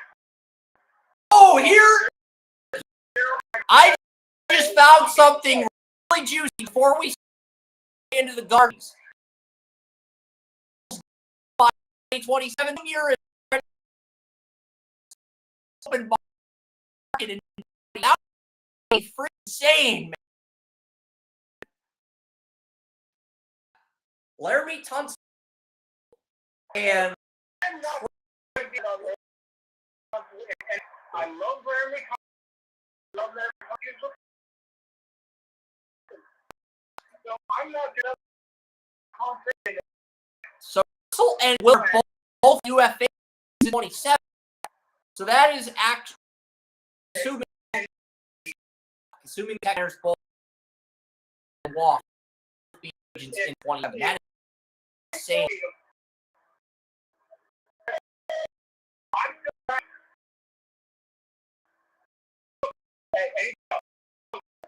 My thing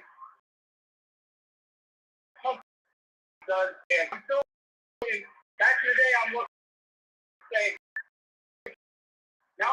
What is Henry? Okay, I'm looking at that. You know what I think? If NFL team and you draft Manning or Dante, and you have Tariq, you could theoretically both of them if agreed to the right tackle. You could theoretically Tunsil and Williams at the end of his career bookend. You could have both for your quarterback deal. I think that blueprint wins you a Super Bowl, Joey. You get Tunsil, you get a bookend with a quarterback, a rookie like say more getting you those two and that back on. I think that gets you appearance at the very worst. That was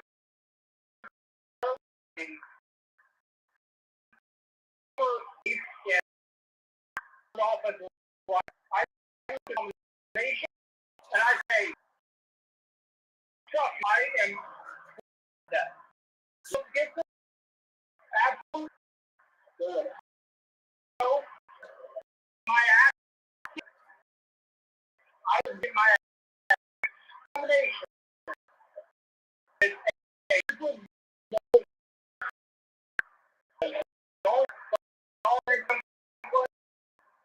that combination out my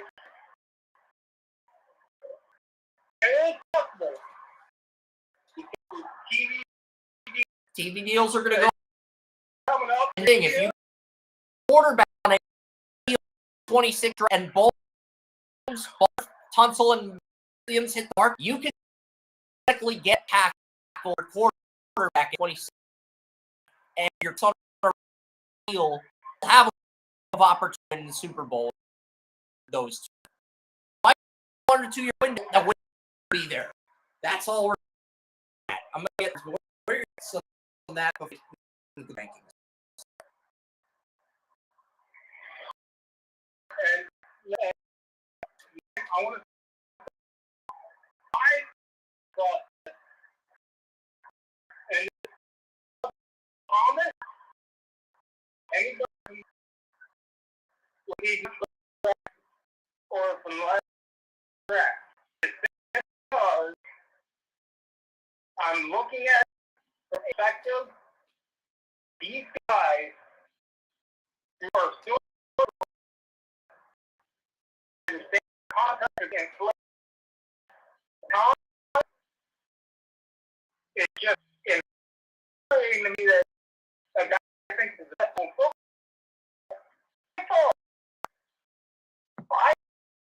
It's not is still the number 3 projection. Back on the way and still the best on the list. You guys look. These guys and as deity as you will find in the league. Miles Cross could get over 20 million. he's going to get more back. I have enough from Cross to say this is getting more. I think 20 or 1 million. I think that's pretty objective. With the other tackles, it's still me, Evan, but he couldn't break your two Thomas. It's Ekwon well as a rookie sucked. Block complete on that block where Bryce Young got sacked this season, and I'm paying him a year if he's good shit. You do that shit, I'm not even sure I want to resign.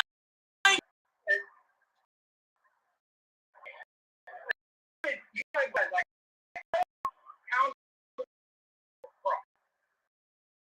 just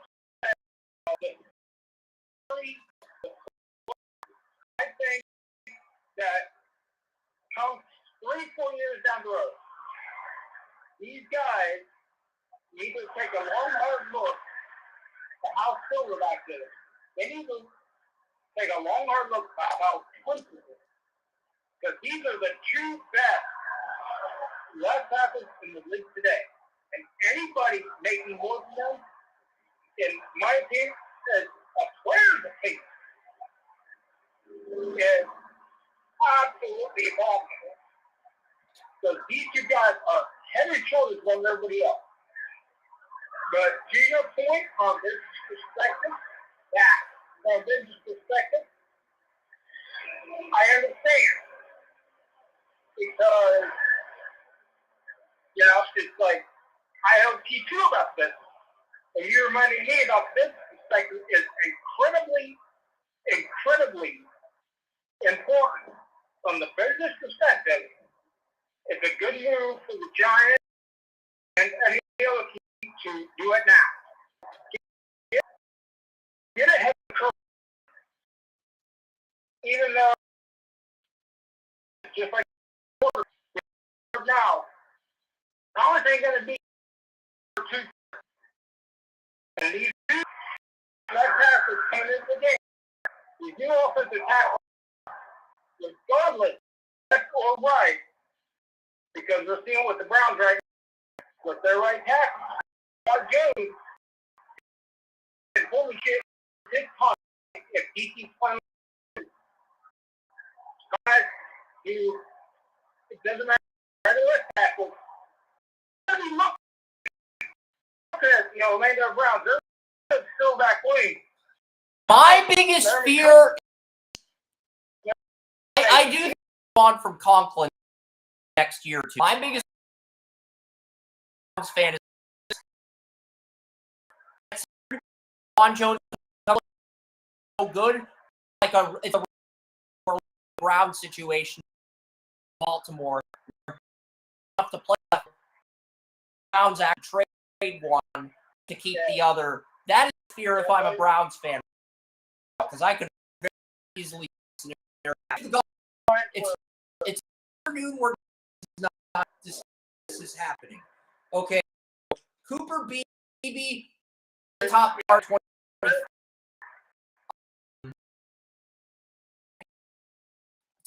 Tyler Guard 2012.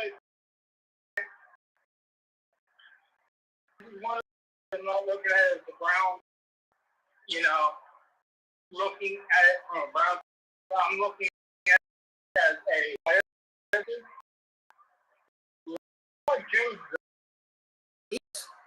But I also feel as far as he is, Eric extended. I believe they will look at did for this. I believe an extension spring, and when he does get Ron Jones dominates at left tackle, are going to have 2 tackles on their team, and DeWan's going to win a team that's going to utilize him as a left tackle, because that happened with Stan. Is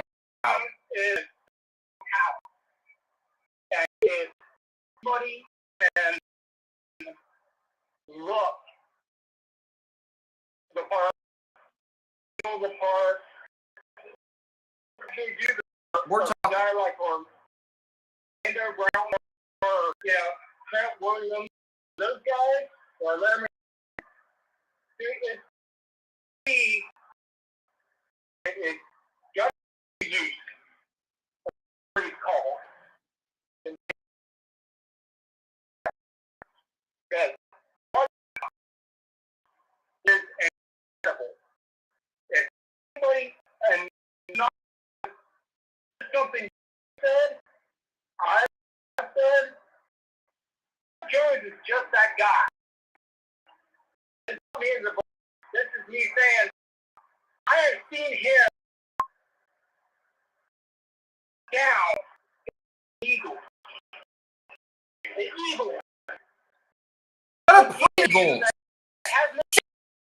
They want to talk cards and the same the Big Ten after we're talking about anymore. I'm not a dick. We just have our plate, and sometimes I've got to do what needs done. So to get to the here, 2020, there's first round goal. I'm a guard. Booker pressed a lot of blurring his pressure at Alabama. He actually came in the left guard from because Alabama guard after draft. And Booker came up the left true freshman. On the radar, and one guy to keep an eye on guard. Left guard is a red freshman, and he is going to top 20.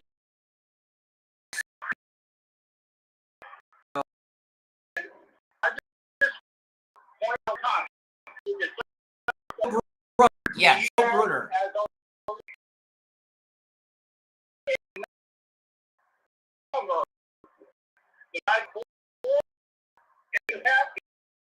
That's what we're doing.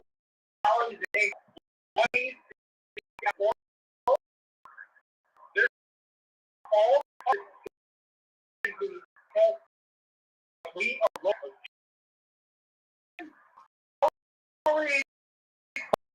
You started the show. Big Ten Conference, the AFC we're do that show, but we're still projections right. I think the projection would take this. So I think each draft has first card. If I were ranking these positions weeks over the next 3 years, guard position would probably come number 8. Wide receiver, tackle, all of a case for 1, and you got to want to add these really quick. All project first picks, which not a guarantee they go in the crowd.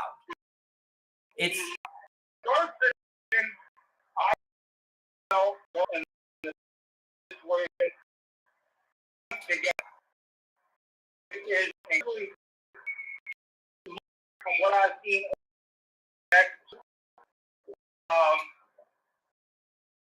So me, I'm looking at contention the contract, well, projection live to this 2 years from now.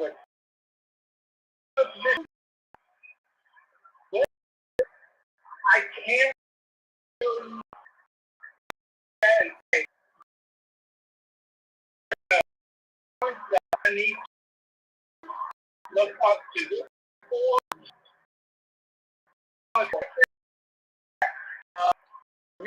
maybe I don't really slow. yeah. I like Alabama. I like the Wisconsin guy, but I 3 high corners. I don't really got Pro Bowl rate from they're really talented. I don't see that yet. That's him.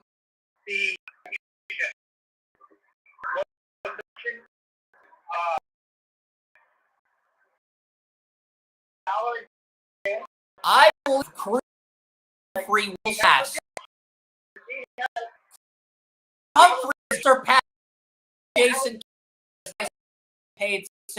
You may like it. And then you the fact that Silverback will be the third highest paid tackle. But if you don't pay now, how are you making peanuts?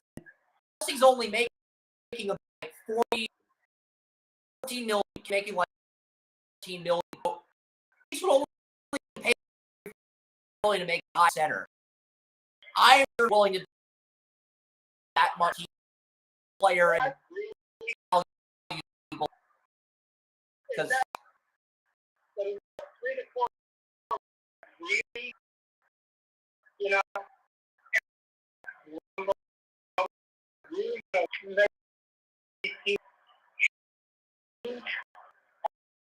think like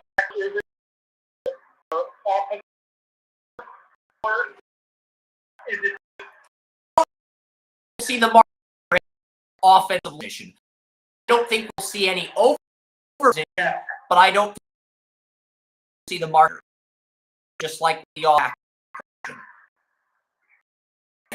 and that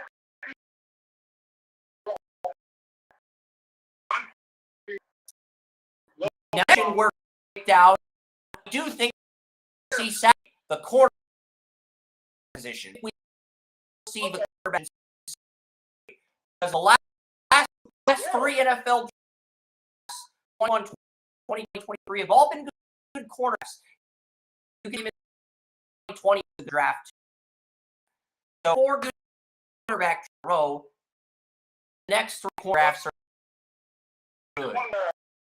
I think the position to get quarterback position to a where in 3 years the quarterback position is going to be where the wide receiver currently is. I don't think it's going to complete the point where the running back is. I see the point where the wide receivers for now. Not right now, 3 years now, where unless you're not getting more than 5 a year. I think Sauce Gardner could command his and they're going to take the team them or agency. I just now. Maybe Patrick because had 2 seasons. I can Sauce and their salary. Their guy command to take them. Walk. Correct.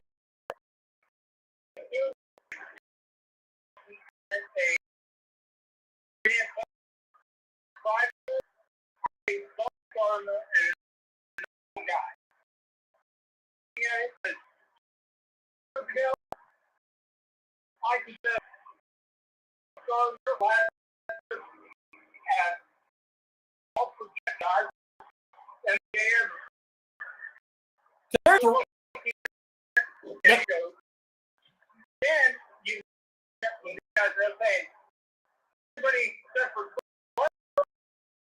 being quick. I haven't seen the corners in these drafts. 2020 Kinstry, but I think Will John Benjamin can go on. Will Johnson, the Michigan more the Notre Dame, both got to go in the top in 25. I really they're both in order in this year's draft. And that was me. You looking at Tulsa, you said, and you said, these are better than corner. And the class from Herman's class really screwed the now there's only 2 corners in the NFL making $1 million on average. Well, Denzel and Jair Alexander, who's making $20 a year. Ramsey this category. No, Ramsey's highest paid $3,000. I think over dealing with. I think he make that money. They trade Dolphins and Richard. The fact he went to the Dolphins, Dolphins made him restructure trade. Rams is more than example power.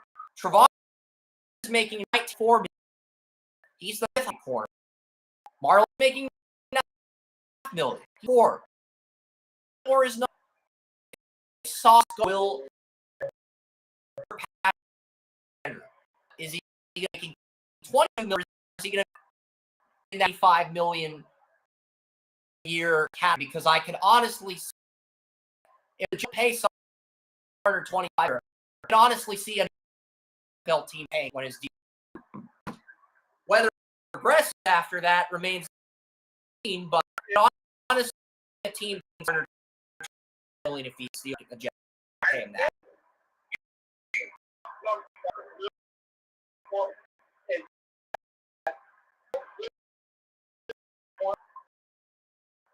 Kind of up to me. I think I had certainly like 20 in a year. He get it. I think soft guards make a 20 get 60. The rest of it, you were right. Yeah, because I think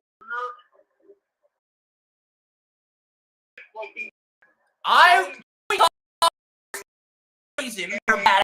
That's what he is. He's a bad corner. But before we praise him, talk about hand. He mentioned hand for a second. Patrick Hand had or more deflect on coach. He's gonna jump first, and then jump. And I think that's how it's gonna go. You know, the one that forgets on the top section of the play. I'm telling you, I'm not telling you Sauce. Tell her to keep interject Sauce. Okay? Well, that's my issue. Because the sauce and goes on my chicken. And sauce is different. Yes. I want this the best form. And I think he can drink it. I think he drinks it for every quarter. In college, it's like 3 years back. Now, outside Oscar and Patrick Hand, others are in contact based on the first two in the NFL. I like J.C. Horn. He's had issues.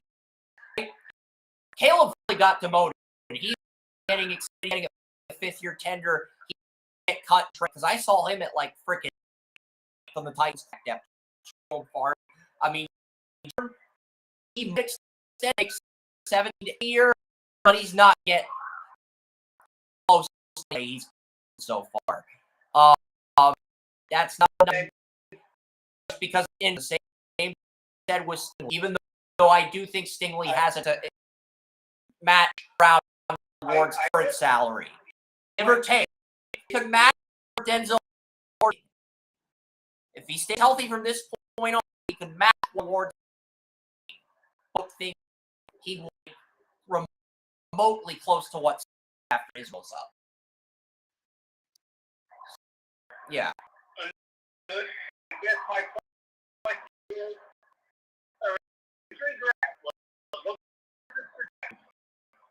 because there's Rutgers corner, there's Kool-Aid McKinstry, there's Denzel, there's a lot of corners. There's Max Melton, there's Rutgers corner, there's the Penn State. We're going to there are good corners in the. There's Will Johnson in the 2020 NFL draft and Simon Moore who's in the 2025 draft. Corners keep an eye on the corner school football who are both one starting as a freshman. Monty McClain. He is number 2. Travis Hunter is a true freshman. And Sanders' son, not Sanders, but the Sanders is going to be he's the number. He's nickel corner. So I look at that.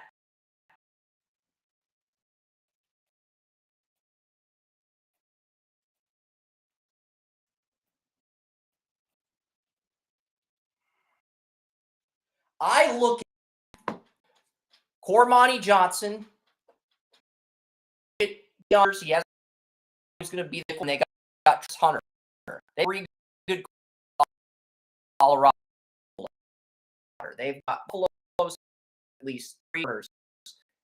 And also at the corner draft, it is Colorado one of the top 2 corners.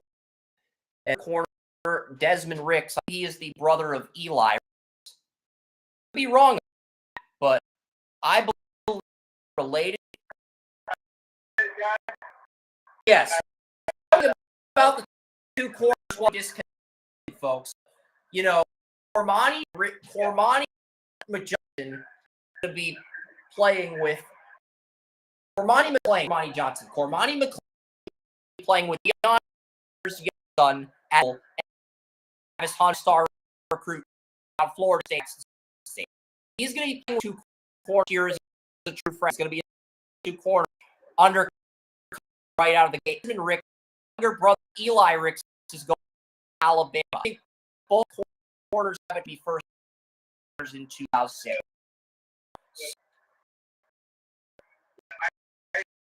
I was asking Chris. Doesn't matter. Disconnect.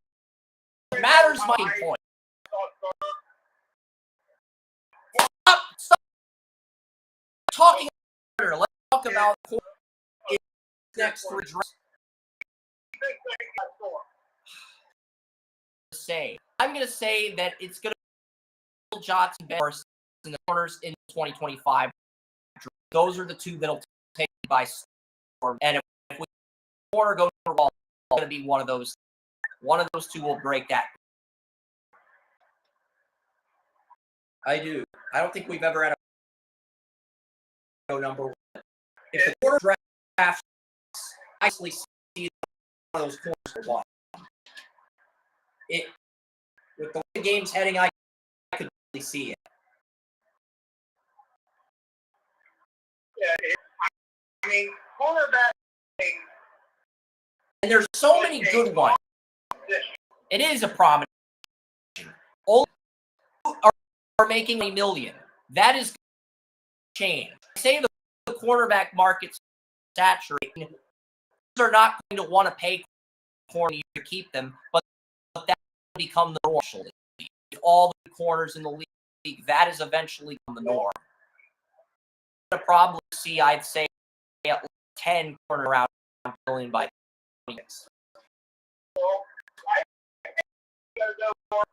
I mean, we may have it's going to be more shit. I think the cornerback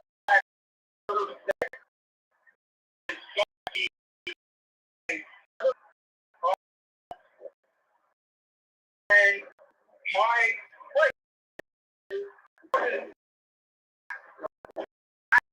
salary package, which additionally for great payment, hey, where are the great in the NFL? I really think that Right now, just look at Surtain and Goff. I think those 2 are in the market in terms of being the highest in their position. And after that, the draft, I'm saying, okay, only won 21 year. We only really pay him 17, 8 a year. Give the bag to get him. We replace. We're still in the top 5, and we or Wilson. That dollar you got to ask yourself. That's a huge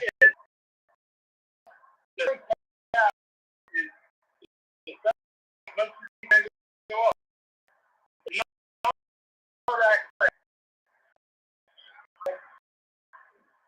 And that,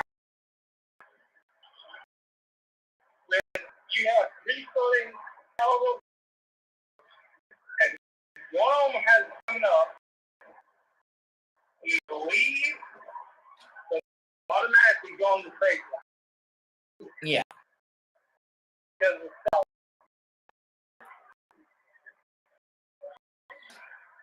Okay. And I'm gonna. We have, as you stated,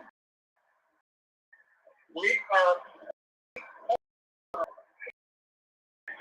the top priority. So because of the game partner, they're the highest degree.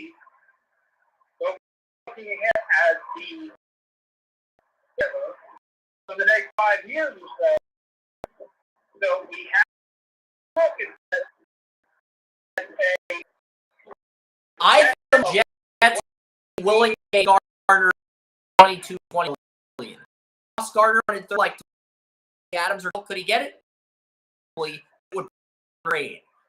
Not be the Jets paying him that much head on. I just don't know if they're that desperate to not give you a fix.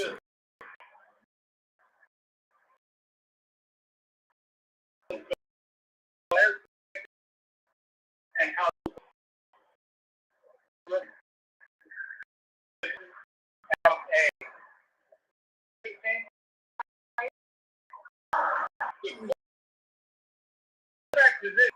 dry as the others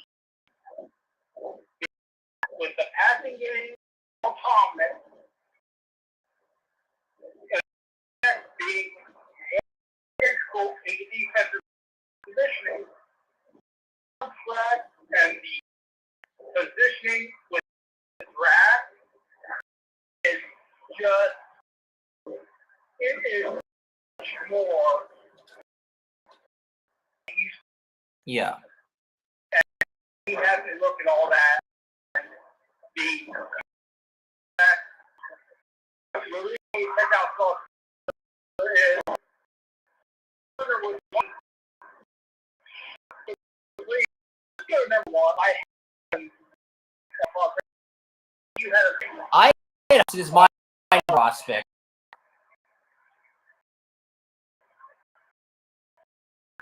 My number prospect. Hutchinson won the Pepsi Rookie of the Year. Garner won the Defensive Year. So they're both rookies of the year.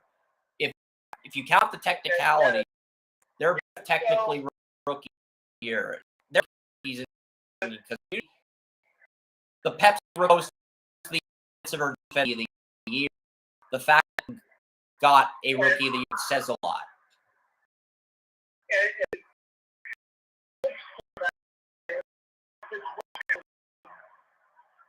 Now we're looking at a guy that's taking more and Moscow will be the corner.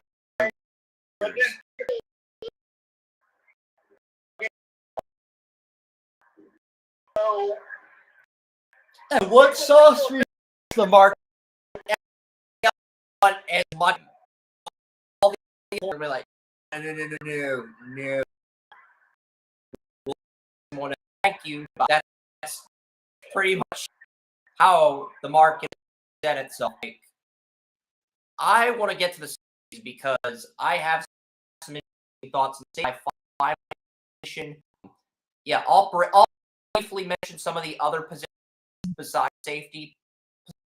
Safety is really position that's got in the next draft. We've got Kim Chin and Andrew Kaba.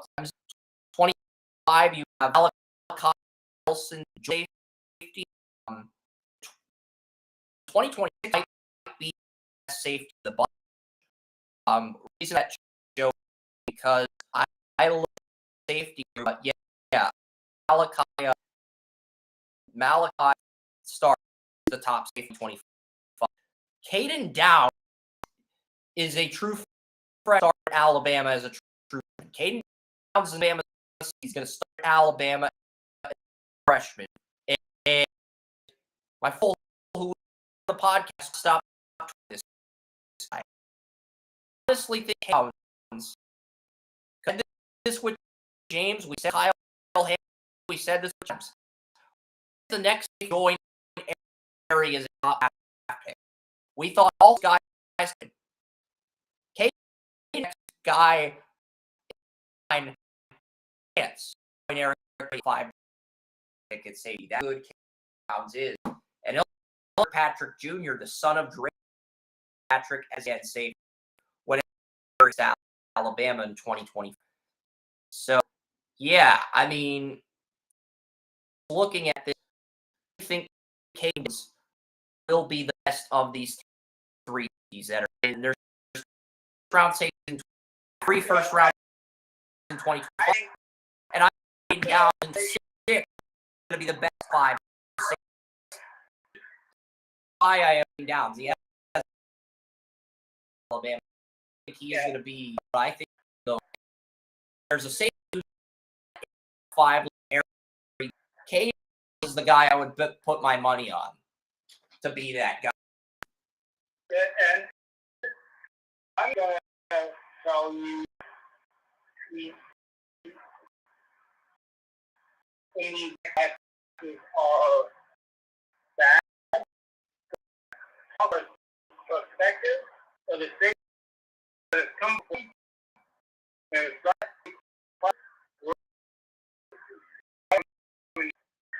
not actually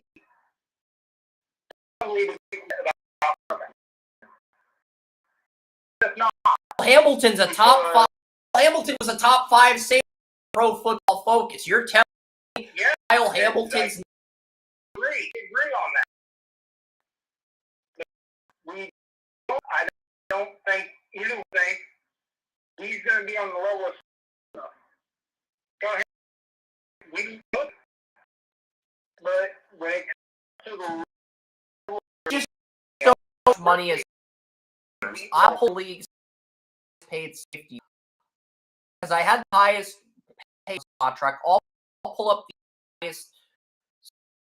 Just making 19 in 130.4 million. 1.6. Safety NFL making over 15, making 20 million. There's safety demand 20 million right now. There's and you I could million by I retract. I'm probably gonna 20 million.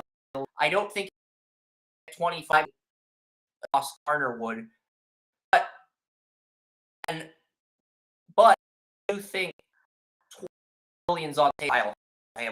He keeps the purchase he's on. I do think he would first safety in history. Safety current to get in a year. With the person he's on, I think $1 million is variable for Hamilton. I think it's a very realistic action. 20 million less than the 22 million that cost at. I think fair but realistic action for Hamilton. I think first safety. First to see $1 million.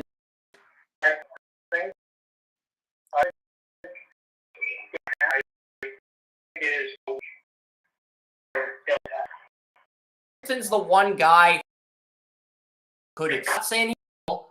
Ravens might not, but the one who could 20 million a year on where it's at.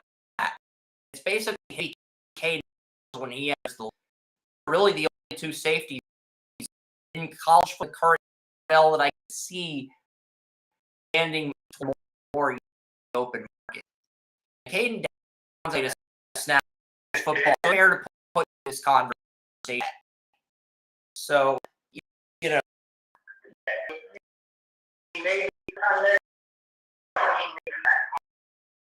Do you think he has to make SEC first team?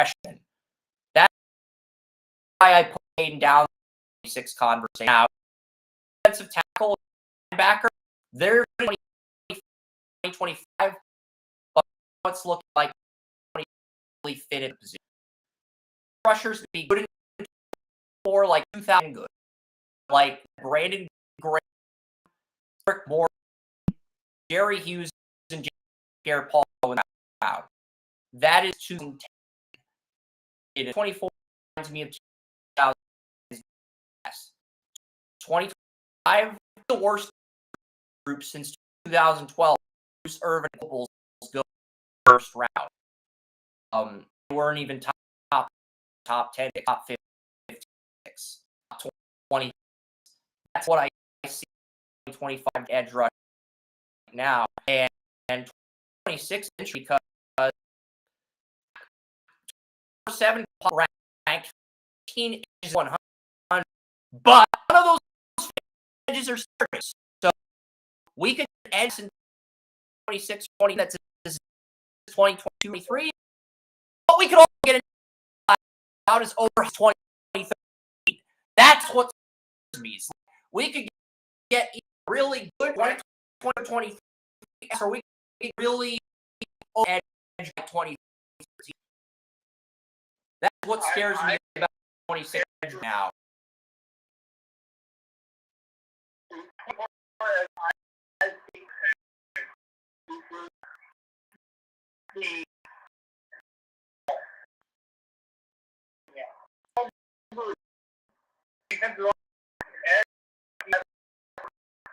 I just didn't measuring up.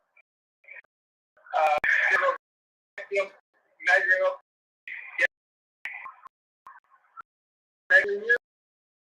Yeah. So going to have a ton of. I don't see this. Because the last 2 drafts, he had a line of talent edge rusher. He had a market talent at that position. Now, at above average 24, we're going to bear market 2025 and 2026. None of the 15 high school projected games in football. If those guys pan out, 26 and 7, those are good edges. Right now, I'm being more 2013 than 2022 because we just saw a boom. We just saw like oil boom in the last 2 drafts. Just not just a line or a bucket of edges. We saw oil boom in the last 2 drafts. I just don't think we're going to get surplus of talent this early in the decade. I just don't think that's. Yeah. Don't expect AJ what tomorrow. There have been last 2014, 2019, 2020, 2023. Enough good classes to compete. I expect teams to be just use that reload. Yes, and just do not average in the negotiation with your edge. The edge all the way in the negotiation. May not be him. How the I think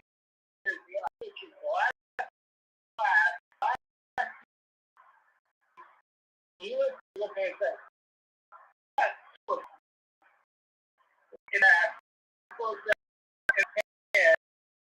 For the next year. Just not.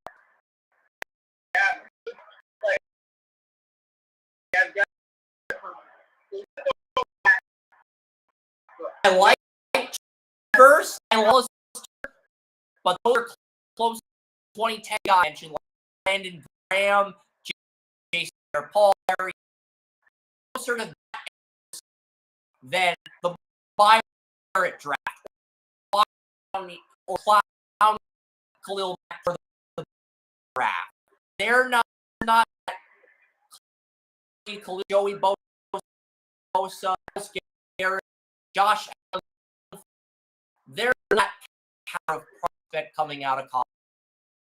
These guys, like Brandon Graham, 2010 draft, yeah, 2020 very easily be Brandon 2010. I did believe that.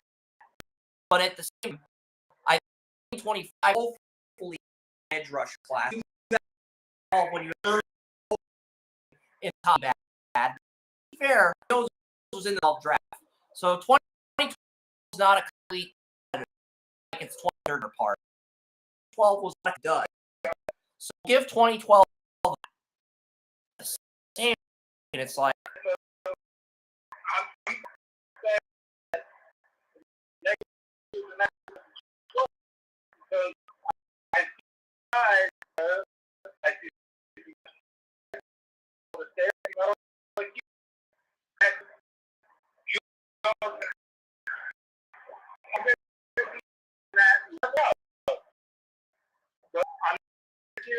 I'm not going to judge.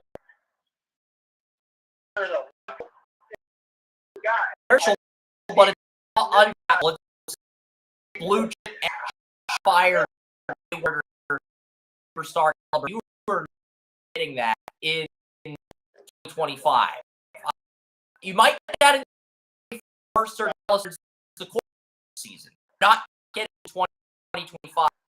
I think number edge rush 2025 team Alabama Sam Oklahoma, the edge rush Alabama 2040 team. So 25 you got all edge rusher class. Came into the season thinking that I was surprised with how good 23 ended up. So let's start now. They're going to be on the one.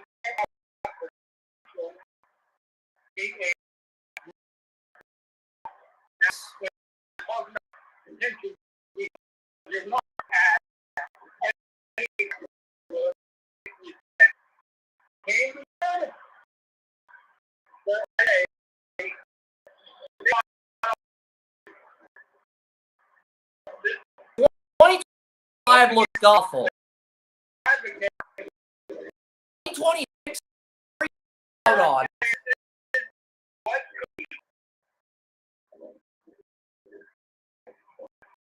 2026 will be bad. The fact of the 50 top researchers in high school football start day right out of the for 50 in the top one. That's a little concerning to me. That could right now you might get depth player. I was looking at 2023, 2024. I like 2024. 2026 okay, not as prospects like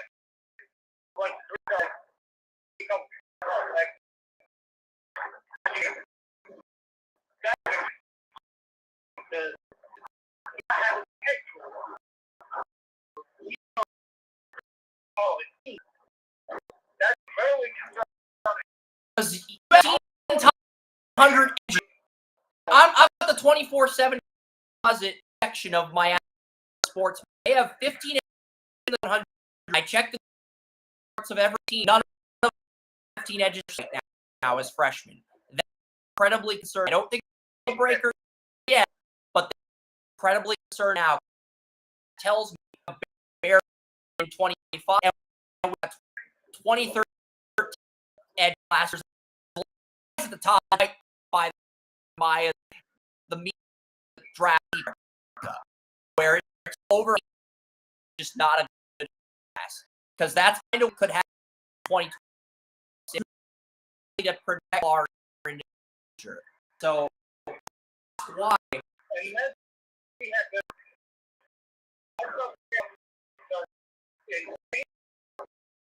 class. I have everyone say, hold the fuck. This is not how it's done. Not going to play out. Where we come into play and say, don't believe that. Because there's always going to be hype. The players that do not deserve the hype that are going to be keep check. Yeah, and I say pitchers are ever have all the in the contract negotiation this season and for the next few offs because of the market reset and some of the positions agent group is in the some will have an agency better than the actual positions. So the class are better than the draft class. And when that happens, teams will pay for talent what you do now. Bite. I will point this out. I think I'm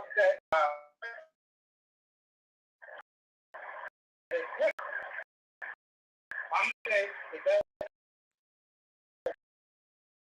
and he's a 30-year-old kicker.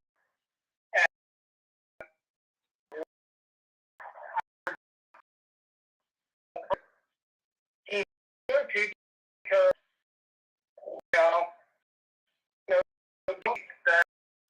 you know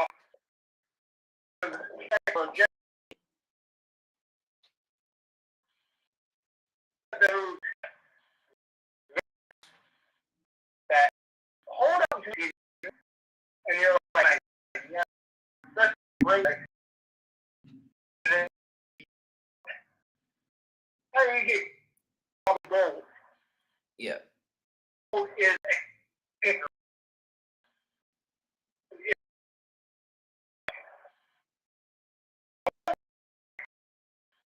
For young players,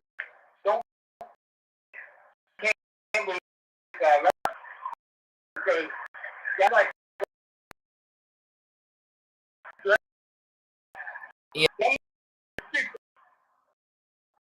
We're gonna get 10. It's 12:49. We're gonna get 10. We still East, so we get the 10 2020. With Indiana, they have a left outside line. Aaron Joe to move from linebacker to Mike line Indiana last fall. I would imagine Aaron K is a similar transition, but the Big Ten Indiana, Aaron Casey's only on Indiana this year that be radar. There might be somebody I'm looking, but when I talk with one defensive line trying, they Cam Jones of that defense. Who got Jones? The Chiefs. And you know they him as an undrafted free agent? $15,000. That's not to pay off your student loan. I mean, this is even more than this is more corrupt than an MLB team giving a 8th round pick $5,000. I mean, am I wrong, Joey? Is what do you? And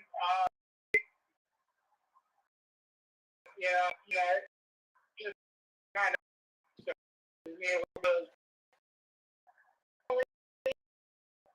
I talk to sources, people I know that are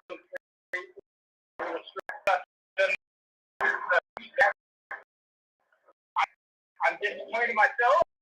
I have not reached out to people, and I am incredibly. I give you the floor because I am incredibly impressed right now. I mean, look, you can argue that the players that get contracts in the MLS Super Draft, some of them get overdrafted, but at least the MLS financially compensates those athletes. Like the number 1 pick gets $110,000. I think the other first-round picks get anywhere between $50,000 and $75,000. So the first-round picks, they're compensated enough money to pay off their student loans. I can't say that about the second and third-round picks because they got to get offered contracts, jump through hoops, make the team, et cetera, et cetera. But come on, you do not offer a undrafted free agent $15,000. I think an NFL head coach, 09, you have to pay a UDFA a minimum of $290,000, a bare minimum. Why isn't that the standard in the NFL? I mean, getting undrafted free agent who's the leader in his locker room, and he goes to the Chiefs for $15,000 as a backup to Nick Bolton. It's like, come on, how did you let this happen? Great organization, the Chiefs, and maybe that was a typo. Maybe 50,000. Maybe the person that tweeted that forgot the extra zero. I don't have the full contract details, so it could very easily be a typo. I'm going to say because I have not way I have a previous year, and I'm on my doing that. Not doing that. Or they in previous years, the entire premise of paying up front to guys like that is the premise that they're going to make the loss. Not the practice squad, but the loss. They will take a chance up front. They are paying this, but they will pay guaranteed contracts to guys they believe will make the loss. So, in that regard, I'm not going to put my contact forward, but to that regard, that is why, whether it be MLS or NFL or whatever, that is why that happens. Is that they are 100% in agreement that these guys are going to make the loss. And if they don't, that's enough against them because that's money that they're going to pay that guy for not being off the team. Yeah. So that's all I got to say about that. All right. I'm not going to get into too much of a rant, but Aaron Casey pretty much has to pick up where Cam Jones left off. We're going to talk about Rutgers next. They have a ton of talent on defense this year, Joey. Wesley Bailey at right end, Man A. Hanadu D-tackle, Kayante Hamilton D-tackle, Aaron Lewis left end. They got two middle linebackers in Jennings and Powell, and they've got Max Melton at corner. I think 5 wins is on the table. I think the floor is 8. I think the ceiling is 6 and a bowl. And pull up the Rutgers briefly here. I think they beat Northwestern, Temple, and Virginia Tech all at home. That puts them at 3-0. You lose to Michigan, you're 3-1. You beat Wagner, you're 4-1. You lose to Wisconsin, you're 4-2. You got to beat Michigan State and Indiana on the road to get to 6-2, because if you don't, you end your season with Ohio State, Iowa on the road, Penn State and Happy Valley, and a Maryland team that shut you out 37-0. Those are your final 4 games if you do not deliver the knockout punch in East Lansing and then beat Indiana on the road. Well, you play Michigan State at home this year. You go on the road to Indiana. But still, with all the talent you have on defense, you have to get the 6 wins before you play Ohio State. Otherwise, you are probably not going to make a bowl game, and you'll end up blowing it down the stretch. Because and we're talking about Melton from Michigan, correct? Max Melton, the Rutgers corner. Rutgers. There's a Melton that I have in Michigan, there too, in Michigan. So Melton, Rutgers. I like Melton with Rutgers. I think he has one of not as good as the other, but I agree with you on that. The sentiment. No, thinking of the safety R.J. Moulton, Michigan. No Melton on Michigan. There's Moulton on Michigan, but there's no Moulton. Michigan player. But you know what I'm talking about. Yeah, Moulton. Like I think talking about in a way that I don't believe the Rutgers. I think the Rutgers guy, Moulton, has the ball. We know Rutgers guys can ball. So I think you're on the right track. But I do have to question, even if you're on the right track, I do have to question the entire team. Can he carry that team? yeah, And it's a fair question. That is the biggest question amongst everything. Yeah, definitely. I'm going to move on to Illinois. Illinois has one good returning starter on offense, Isaiah Williams. They did lose their quarterback, Tommy DeVito. They lost Chase Brown. They lost a lot of talent on offense. They do have Jerzon Newton, who Mark Suba accidentally picked in the group mock, not realizing he went back to school, and then Keith Randolph, but then Calvin Hart Jr. and Tyreek Barnes on Illinois this year. Newton's be a first-round pick. Last year, not a secondary. This year, people are going to shut up about Illinois' run defense and their front. It's coming. Get ready for it. So I get Illinois as it's going to be strong on the front. Their win is their wide.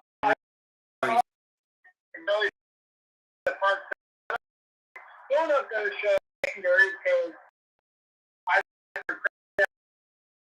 believe They lost 4 guys. I think they are really.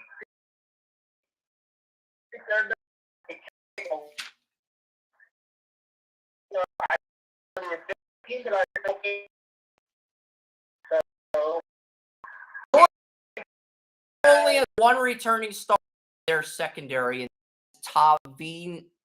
Tavion Nichols. He's a junior corner, number 3. Then 3 sophomores who have no experience in corner. Martin and Witherspoon. But at the same time, I saw them as spot players. They me as play guys, but nothing guys. Does that make any sense? Yeah. Athletic. Okay, that's totally all right. They're going to play. So I'm going to put them as play. They're going to make you. Yes. And next, the Cornhuskers, the Nebraska Cornhuskers. They're the next team. Joe and Bradley only has impact play offense. Back Anthony Grant, 18 carries, 15 rushing yards, 6 rushing yards. Now, Nebraska does have returns on the offensive line, and Corcoran was a player we talked years ago. He's the swing tackle on Nebraska. Got demoted. He was once the front runner to challenge Skaronski for OT. Like if Walter's 2023 mock draft in 2020, you would know that Walter had Corcoran in the very 2023 mock in 2020. Now Corcoran, and that's how far Corcoran. He went from being Walter Pinsky's back in 22, being tackle on the team that him. I don't remember tackle that's fallen that hard college football goes. I still have an opportunity to make some plays. They some of the in that lineup. My projection right now is James Hudson.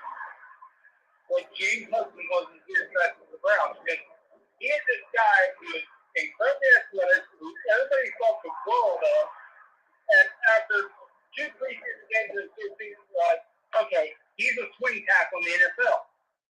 Okay, that's not a bad career path, but for somebody here that was not projected as the number 1 tackle, that's quite a fall. It's not a bad thing that you end up in that position, because that's a hell of a position to be in. He has seen guys make a career out of that position. You know, play 15, 20 years in that position. But at the same time, for that position to fall from the number 1 guy to a potential swing tackle, that is a hell of a fall.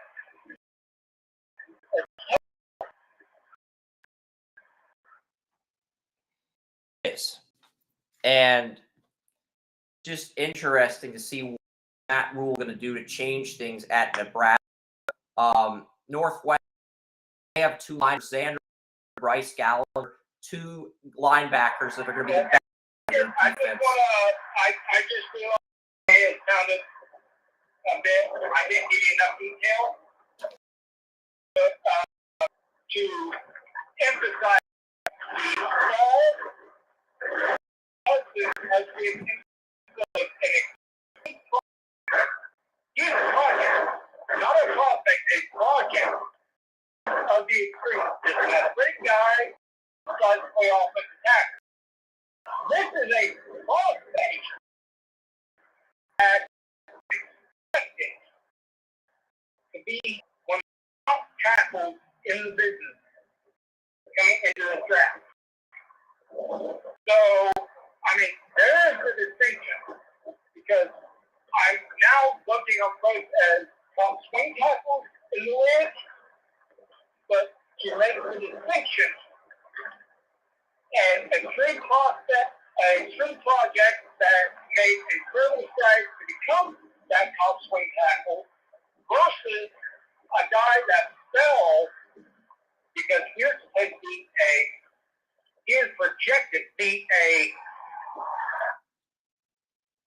because at the NFL level for many years. I think things began to turn when people started looking at Skoronski's tape from his freshman year, because people forget Rashawn Slater opted out of Northwestern because of COVID. So Skoronski had to come in and take over for Slater right out of the gate as a true freshman. So I remember when Dion Reed from Scouting College Football was doing the 2021 college football rankings. He put Skoronski in the rankings, but not Corcoran. I went back and watched the tape, like, you know what? Time to pivot from Corcoran. It's time to pivot towards Skoronski, the guy who's probably going to surpass.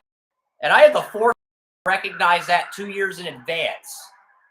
So, to me, I'm not going to criticize for putting on that, but I will give myself credit for the foresight.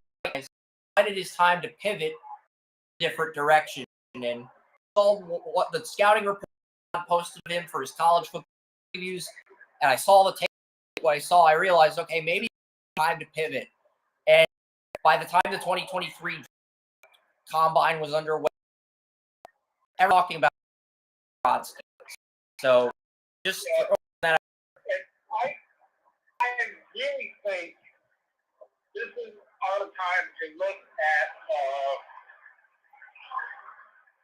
what really is a project that is incredibly looked highly upon, and a guy that is looked incredibly highly upon as a prospect and falls to become more of a project. I mean, if you're looking at the highs are the highs and the lows are the lows, I think we're looking at it in this situation, don't you? Yeah. Because it's like Because I want to talk about these Northwestern linebackers, because the whole Pat Fitzgerald thing, he gets fired. Bryce Gallagher isn't a bad linebacker prospect, 106 tackles. It reminds me of when Northwestern had Patty Fisher a few years ago. I think Patty Fisher, the impact he had on the Northwestern program, it allowed Fitzgerald to recruit better linebackers. I think the new coaching staff's going to have a harder time recruiting good quality players at linebacker until Northwest new stadium is done. Because Northwest in 2025 and until that renovation, Western is going to have a lot real time attracting quality with the new regime coming. And I just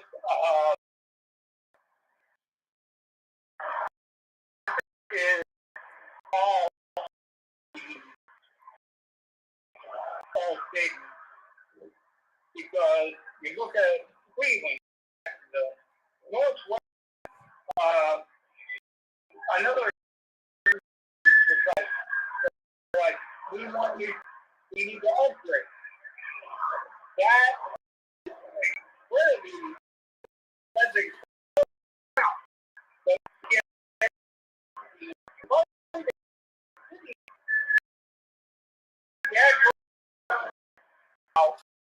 Jack, you're lucky they look over.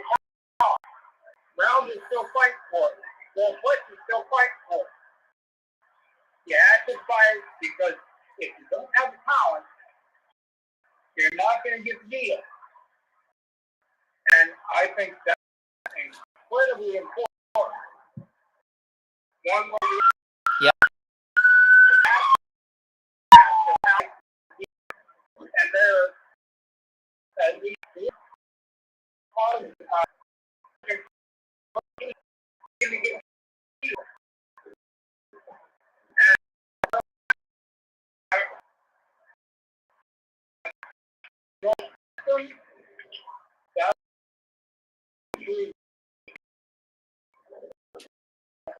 Northwestern of controversy. I guess it's politically correct. And so it's going to that much more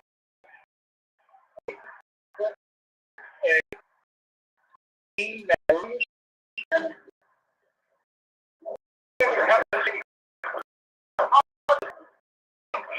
Yeah. you're not a Yeah. so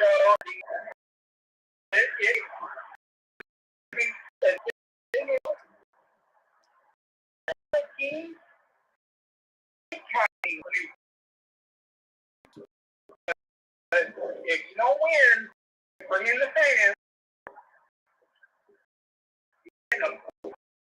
Yeah. Yeah, but they're already approved in the logistics of the new stadium. Now, is running back Maccabee. He had 900 yards, 9 touchdowns, 190 carries as a true freshman during his season, and he was this Purdue offense with Aiden O'Connor on the Bryson. Purdue had a tight 2023 draft. I can't think of his name in my head, but they had Charlie Jones. They had in 23 draft, and they had Aiden O'Connell at quarterback. But yeah.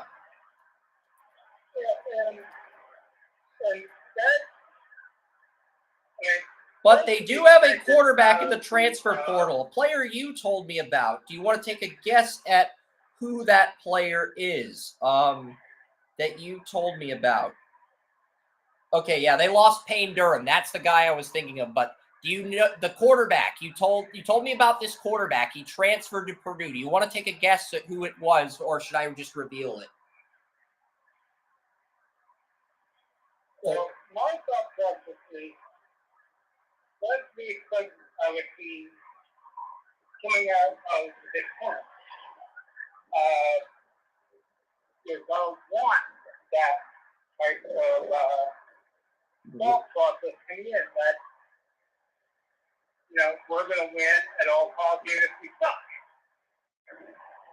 And I think that is the type of how we were looking at here. But at the same time, I don't see that it's going to encompass the thought process. Northwestern fill the seats, even with the. I get if that's what you're. Let's not focus on that. We're all through now. Player told me about it through the report. I was telling you about. Texas quarterback Card, the player. I remember you told me about Card a few years ago when I told you that he's probably quarterback job to viewers. You were one of the to tell me about Hudson Card and some of the games at Texas during his freshman year. He is now the new quarterback for Purdue. And I love as a prospect, I love it well. But if we're looking at the position of the team, yeah. You look at Corey and they lost tight ends. They're wide receiver one, they're tight on their quarterback. A lot to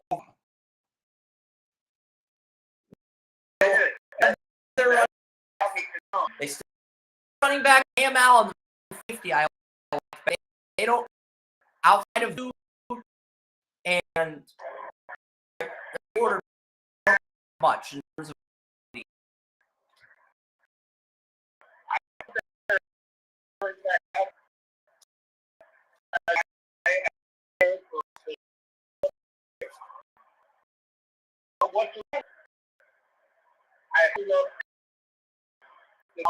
what's around them. I don't see what's around them. That makes them great. But they say, fuck everybody. We're going to play by ourselves. So, you know, differently because they won't be anything but free. And that's the play. So, and that happens. I can't get Purdue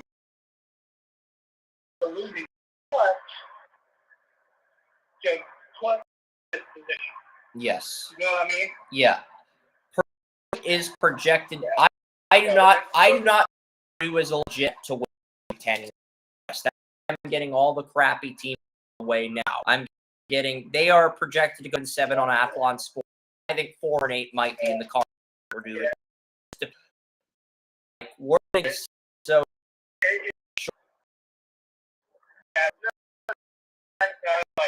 was again some of the guys are on at the that there's totality in the Big 12, Big 10. Being honest, there's a lot of totality in the Big 10 West. Lost Oregon, Adam Cowley, show Sean Kyle, Western Michigan running back is Purdue Miss, and Chris Ottman-Bell, receiver that complimented Rashad Bateman a few years ago, was supposed to take over for Bateman and be. He never really quite did that. So I am Minnesota. Minnesota's to go 7-5, but I really don't see anything special about this Golden Gopher, Joey. There's a few players on offense, but they're not college level. They're necessarily the pro. So on that, have anything to Minnesota, Iowa? No, Minnesota is. I think Minnesota has always been.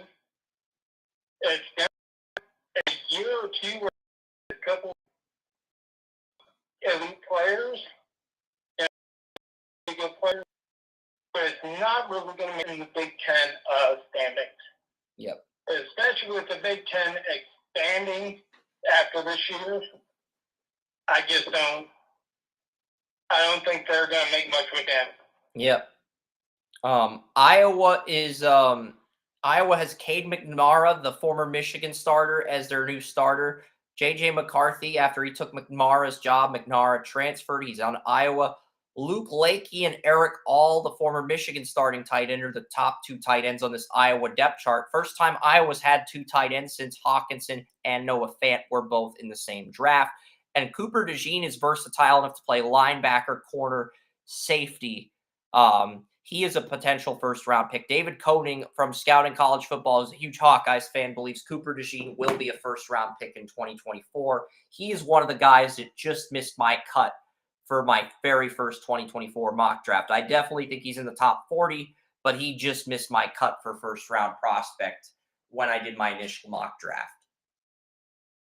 He's a great player, but he realized how versatile he was initially, and he was one of those guys who just missed my cut for round 1.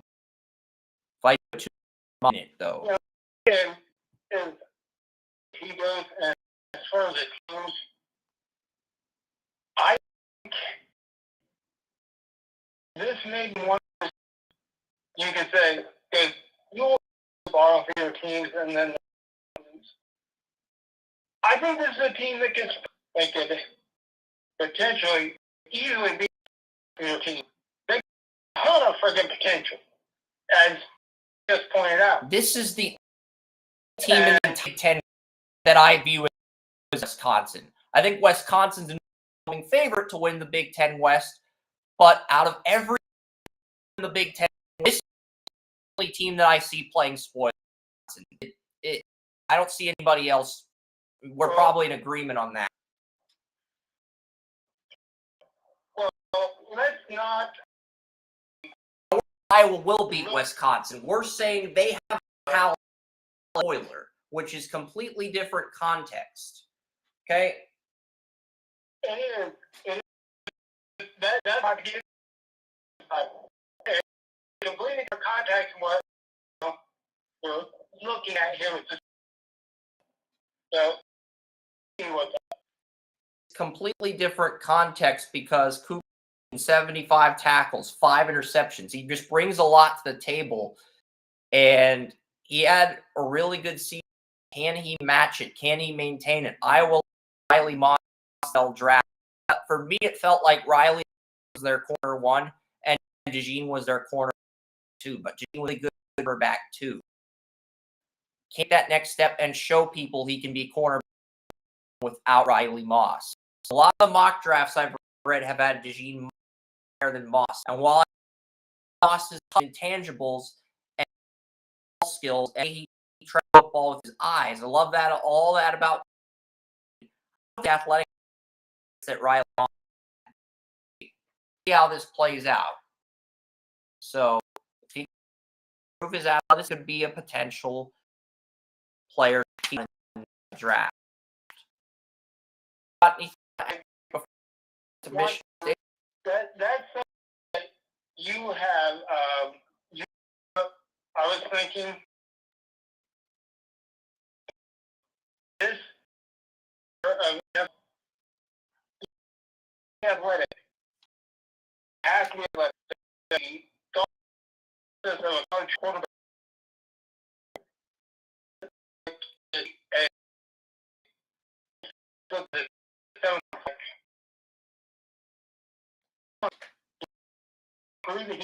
proves that he's on that level, then he can be good, and the team is probably going to be good as well. I think DeJean's intangibles and traits are to get him picked on day 3. I don't know if his athletic traits are good enough to get him picked on day 2.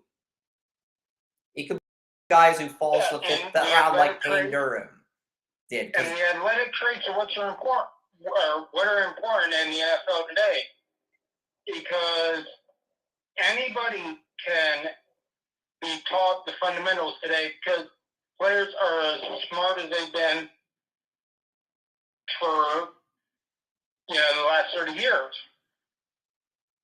But if you don't have the athletic traits to work into that, or if you had the fundamentals, then you work with the athletic traits and you end up stumbling over your own freaking feet, well, that's a different story.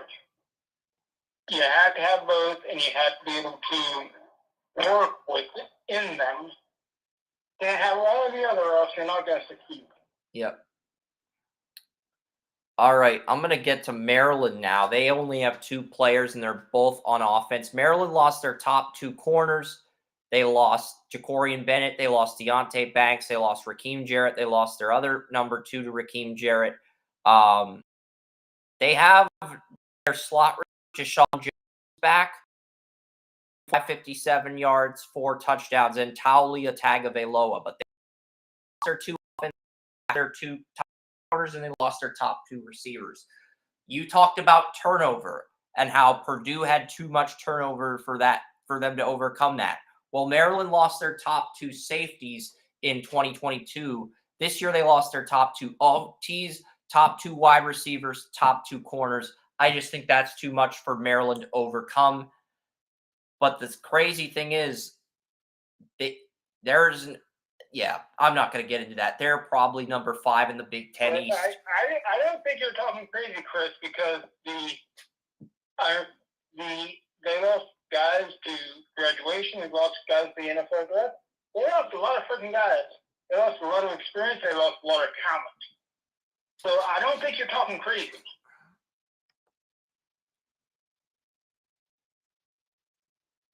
Maybe not, but I forgot what I was going to say.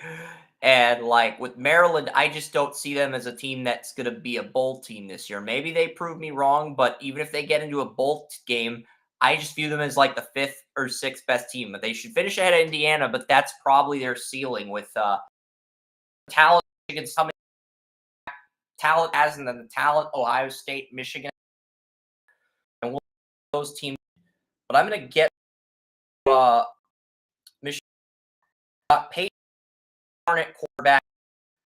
Leon Coleman is a player with 708 yards and 7 touchdowns. He really outperformed Green Bay second read. And I think Jaden the Packers did second pick in the NFL draft because the Packers, I think, had 2 Aaron Rodgers trades. Jaden Coleman performed Jaden Reed last year.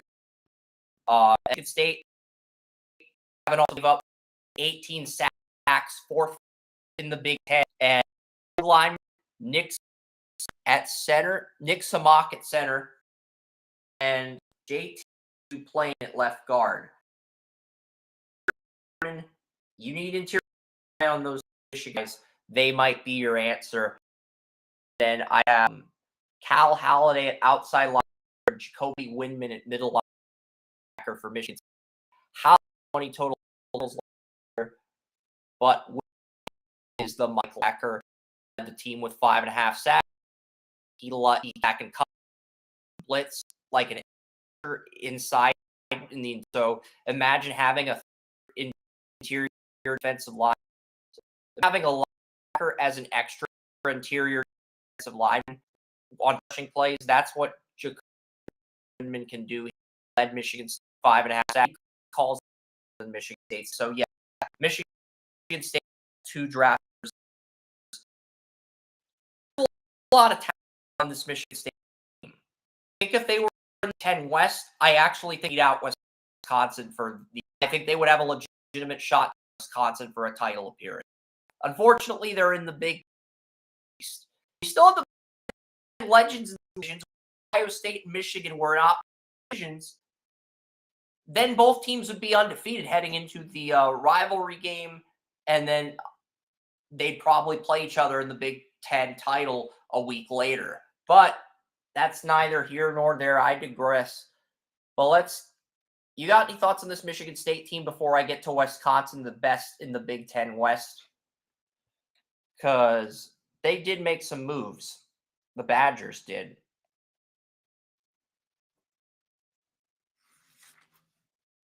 They made some moves, but I'm not going to anoint them, I guess you could say.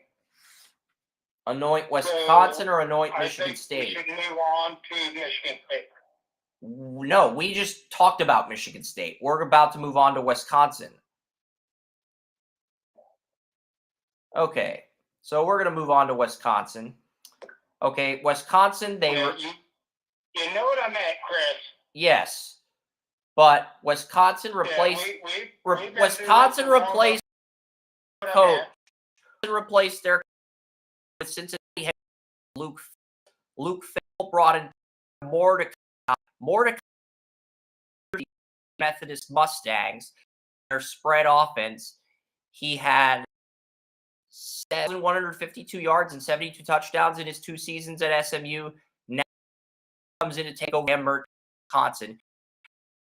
I'm going to tell you might be about. I fully disagree. Mordecai a massive upgrade from Mert. But we'll save that conversation to preview Florida in the next week. I think Mordecai's fit quarterback. Braylon is going to dominate ground year in a row as long as he's healthy. And Wilson, he made the move guard as a 2 level as a sophomore. Now, and look at Najong Meta, senior middle linebacker, Wisconsin. He had 95 total tackles, and he also led with 3.5 sacks. So those are my impact players in Wisconsin. I think this is good enough to get to a big championship, but they would Penn State, Ohio State, or Michigan, whoever comes to the conference. Before Michigan, most fans are for, we will break Penn State. What's your Wisconsin team? Because I think they are the team to beat. And honestly, Wisconsin benefit of not Michigan. If they Ohio State and Wisconsin run down, go 12. No, go 12. Well, till game. But always we look at Wisconsin as they're big, they're bad in the mix. But the bottom is whether it's irrelevant. Particular, I only have the running back. Have a running back. Well, Braylon Allen's had second 1-yard seasons. And you're about Wisconsin. Braylon had 2 seasons, 1,000 yards, and or more rushing in both. Braylon Allen. Well, I'm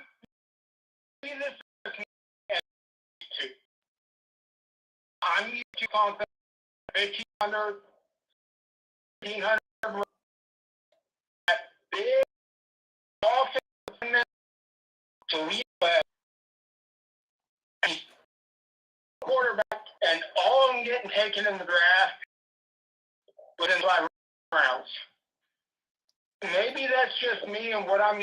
Well, Jack Nelson 6'7", 3'11". Left tackle, and he's 6'3". And if he ends up being that guy this year, I would say, fuck yeah.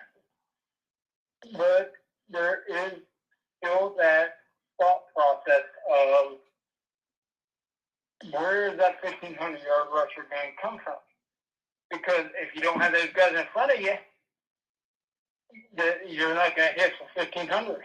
I mean, they did lose their center, Joe Tippmann. The traditional sense of thinking that maybe that's just me in the traditional sense of thinking that I am used to Wisconsin busting out with these massive, awesome running backs and these great offensive linemen. Because Ron Dane and Jonathan Taylor set the bar so high that you expect every running back to run to their standard. Yeah. And if they don't, it's a letdown for you. And that's just the whole thing. And maybe still Wisconsin haven't gotten that the bar is lower. And maybe at one point, we'll get to the point where the bar does. I think that is a great tribute to them. They're allowing that bar to lower. At some point, we know it's going to happen. And if it does, I'm going to keep my high expectations for these guys because I expect a lot from them. They can Ohio State at home. I could genuinely see them 12-0 heading into the Big Ten title game. They'd probably get their ass kicked by. If they can beat Ohio State, what short for me? Because right now, looking at Wisconsin's schedule, Buffalo, Washington, that could be a trap. At Washington State camp, that could be a trap game. But Southern, that should be a win. Go to Purdue, should be Iowa opponents. Illinois, that should be a win. But if it's front seven can rail, then another Washington State. Ohio State should, but their side shot. The Badgers pulled the up with home field at Camp Randall, and they Indiana on the road. It's a win. Northwest, that's a win. Nebraska, a win, and they play so to the final week of this. This is a team that anywhere Florida 9-3, and I think they're sealing 9-3 with a loss to the Big Ten, putting them at 9-4. That would be the floor for Wisconsin. I think the ceiling would be 12-0, 12-1 with a loss to Michigan or Penn State, assuming they beat Ohio State.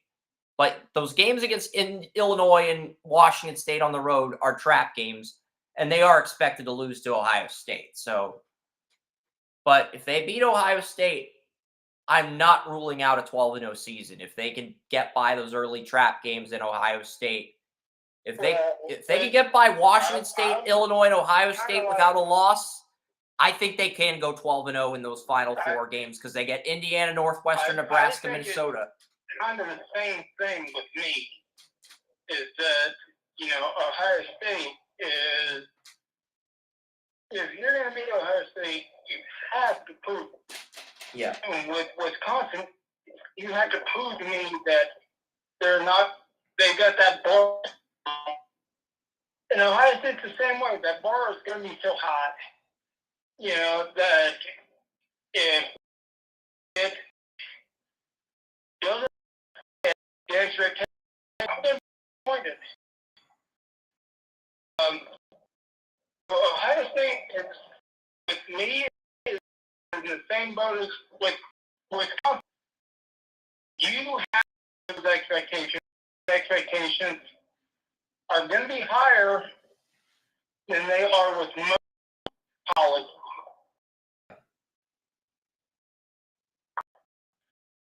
I'm going to get to State here before I get to Ohio State because there is some talent on this Penn State football team.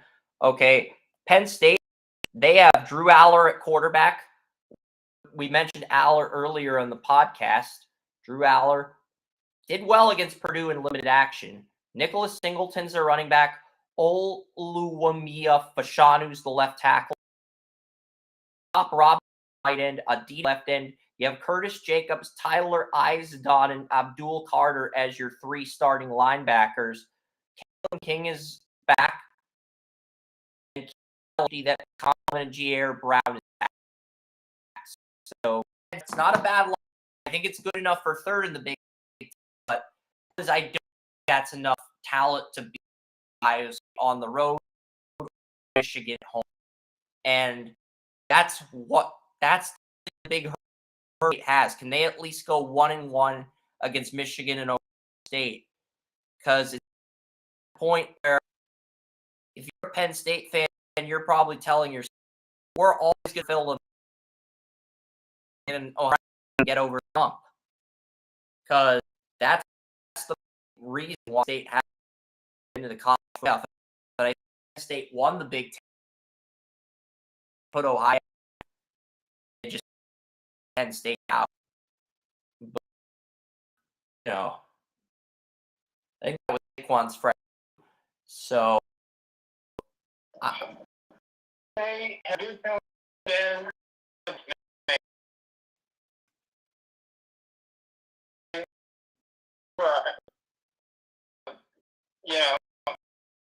White is me. They're super talented.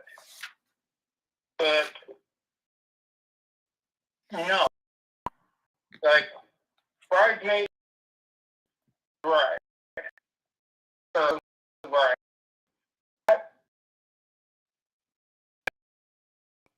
Thing. It sucks. It is what it is. Hopefully, Penn State comes with the bride. Because if they don't, just going to be back to the drawing board next year. Yeah, Ohio State, they're number 2 for me. Now, Ohio State does have the number 1 FPI football poll index on ESPN. Ohio State edged out Alabama for that. Now, Ohio State does have a lot of talent coming back. Travian Henderson, Marvin Harrison Jr., Emeka Ibuka at wide receiver, Julian Fleming, Cade Stover at tight end, Donovan Jackson at left guard, Matthew Jones at right guard. That's the offense. On defense, Jack Sawyer, JT Tuimoloau, Michael Hall Jr., that's the defensive line. Eichenberg at middle linebacker, Denzel Burke at corner, and Lathan Ransom, who's going to play corner, strong safety, and free safety for Ohio State this upcoming season. Ransom and Hickman were really the 2 key safeties to watch on Ohio State last year. And I felt like Ransom got away with a lot more penalties. He was careless at coverage in times with Ohio. It seems like he's fixed that with but it's too early to say. He was because Hickman college you're getting coverage, but there's potential as a backup. There's not potential as a starter, but there's potential as a backup. That was pretty much the thought process with Hickman. But with Ransom, you see the same, a little bit ceiling and more floor, and maybe less discipline and more tenacity. But one thing that separates from Ohio, Michigan has their quarterback back. Michigan went out and got offensive linemen at tackle and center in the transfer portal because both Michigan and Ohio State lost both their tackles and their centers to the draft.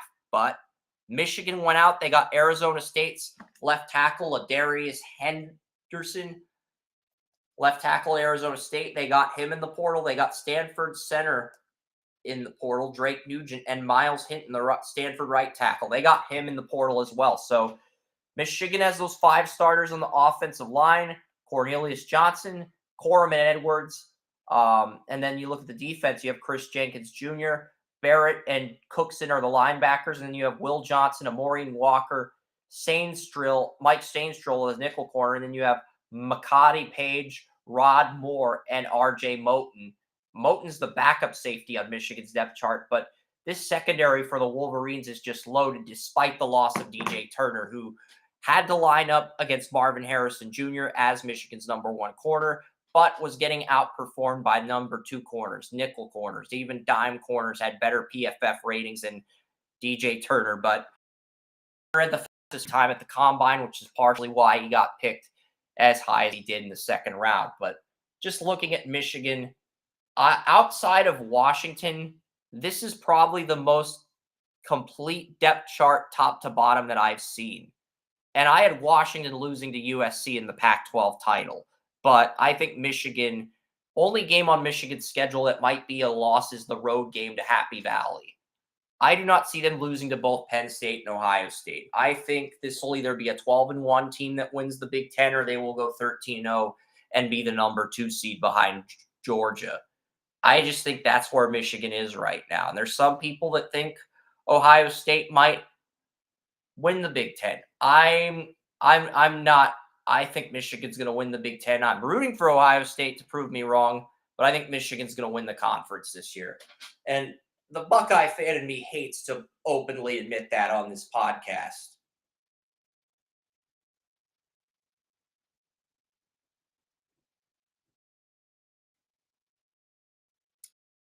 I think we 2 Heisman's from Michigan, McCarthy, and Cole. Okay.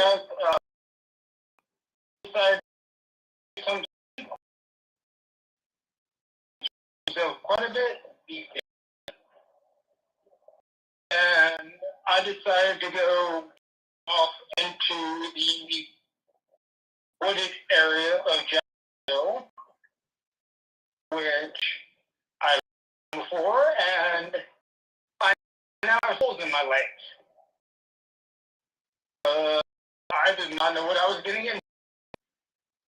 So I apologize for being in here because I was too deep.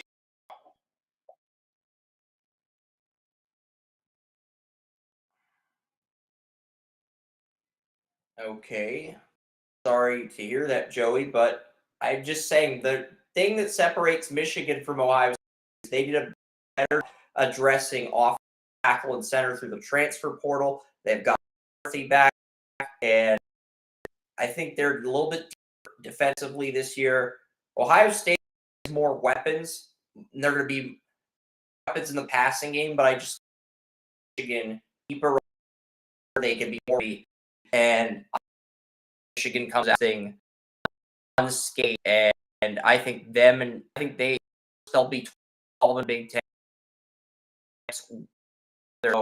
And I think the only team that could beat Michigan this year is State.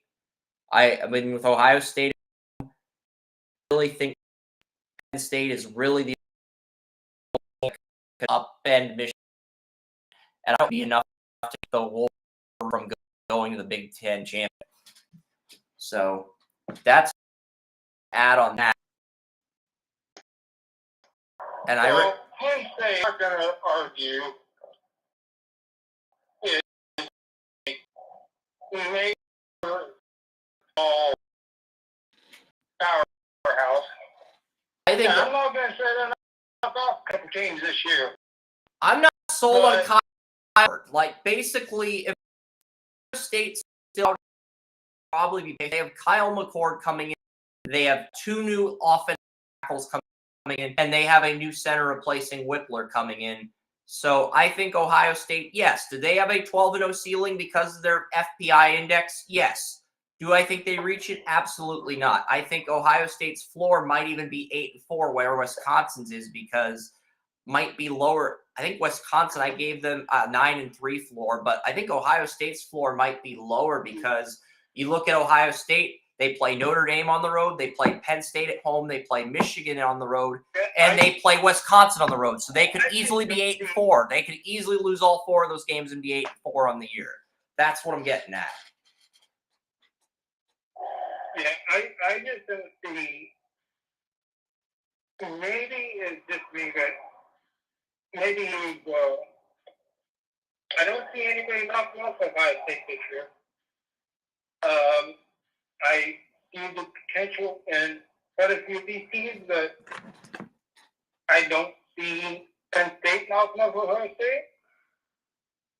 I don't see Wisconsin knocking off Ohio State. So you have Ohio State running the table instead of Michigan. You have Ohio State running the table instead of Michigan. I'll admit, Ohio State recruited better. I do think their defensive line is better than Michigan's. I would give Michigan linebacker and defensive back advantage. Very close. And if this game were in Columbus, I'd be Ohio State. I can see both Ohio State and Michigan both making the but I'm not sure I can see Ohio State. I think Michigan and Ohio State could be top 4 in the country. Ohio State is going to get the top seed of those 2. I think Wisconsin the potential to challenge those guys for a game or 2, but not overall. So Joey and I have disagreed on all of our conference champions outside of the coin last week. We've disagreed on all of our conference champions. I went with Florida State. He went with North Carolina. I went with Texas. Joey went with Oklahoma. We both picked USC to win the Pac-12 due to a coin flip. That's the only thing we've agreed on. And it's not the fact that we agreed on that. It is the fact that the coin brought us together in agreement on USC winning the Pac-12. We did not definitively agree on USC winning the Pac-12. We agreed that is an insanely tough conference, And the coin brought us together to agree on USC winning the conference. The coin. I am giving the coin credit for that. So, yes. But yeah, next week, SEC, I'll reveal my playoff. And I don't know if I'll do New Year's Six bowl games. I'm not I feel like doing. I mean, just gotta go over. And on that note, I am going to pivot to. I'm going to pivot to Buffalo Bills here because I'm to. Yeah, I'm going to put the Bills. I'm going to see if they're my here. Yeah, so I'm going to see if the screen will share, and once it shows on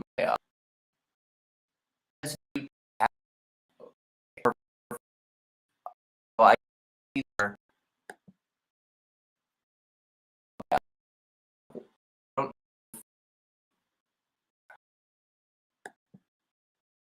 so see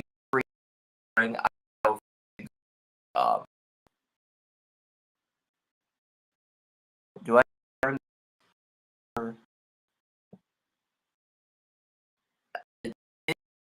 sharing the I just don't know screen sharing. I'm see if I have just my screen a little bit. I hope the stream. I just want to be even on the stream here, and I'm just not sure if I see. Okay, last week I gave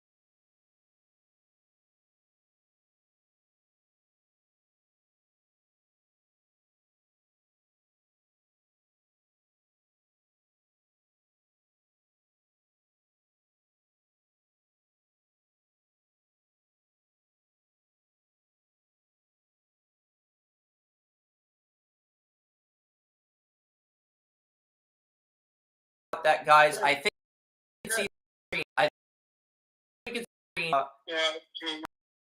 not know to watch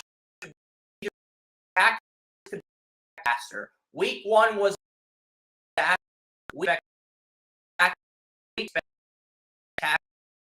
as I would put it. But yes.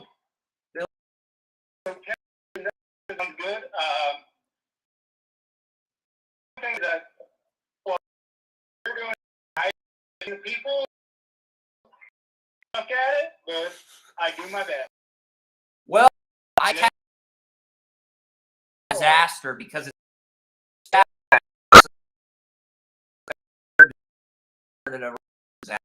it's a spectacular. I really want a regular disaster. Not a spectacular disaster, at least, you know. For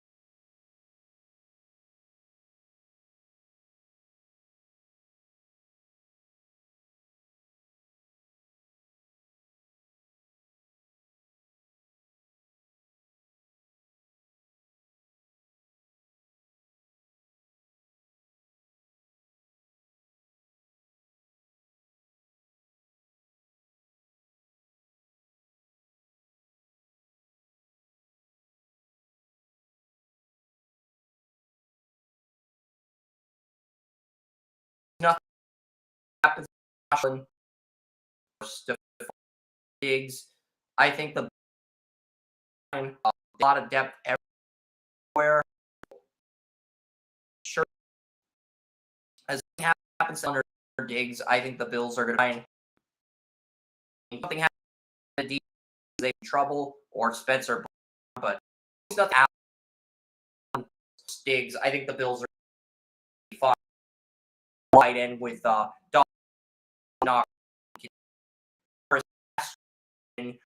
Back in OG. Just roll it better. Bills in depth and a running, and now I'm going to take a look at the defense now. Von Miller, the projected starters at edge. Von Miller hasn't been, but Bills brought in Leonard Floyd, AJ Epineza, and Shaq Lawson as your third string edges. And Shane Ray is a fourth string edge on the Bills. He's going to be a roster cut, but at least he's going down as a spectacular disaster, like a regular disaster. But Oliver, DeQuan Jones should be the starters. Phillips and Settles should be the backups. You have Poona Ford and Vickers on third string, Kendall Vickers. So yeah, the Bills have a lot more depth on the defense compared to previous years. But how much of that depth will have Milano? Dorian Williams is listed as the backup to Milano. Terrell Bernard is listed as the starting Mike linebacker. Bernard was a weak side linebacker at Baylor. I do not think he has any business at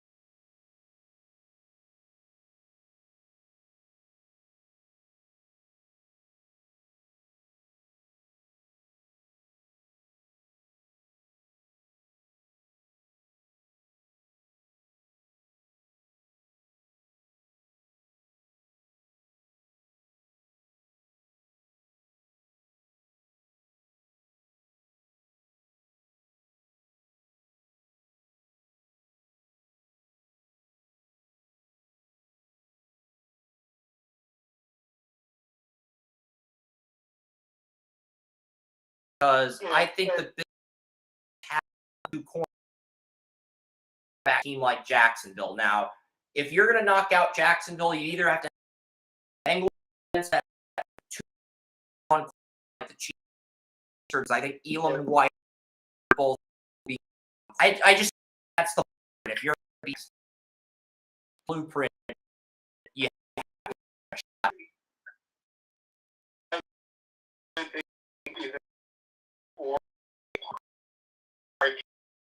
is I think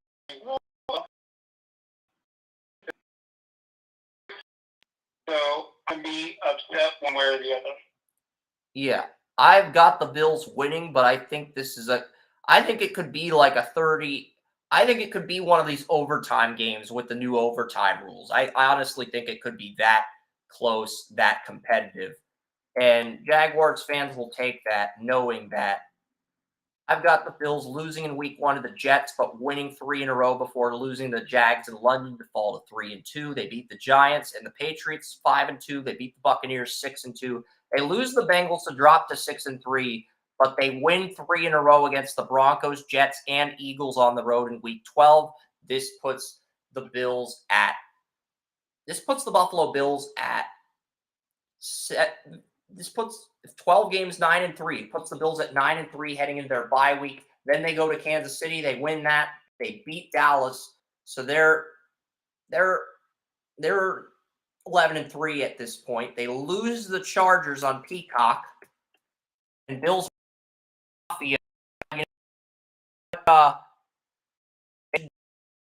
do slam Peacock party. Patriots and Dolphins to end the year, and the Dolphins have look you're looking at be able to match of last playoff after them they go and after the Bills go through that turbo thing.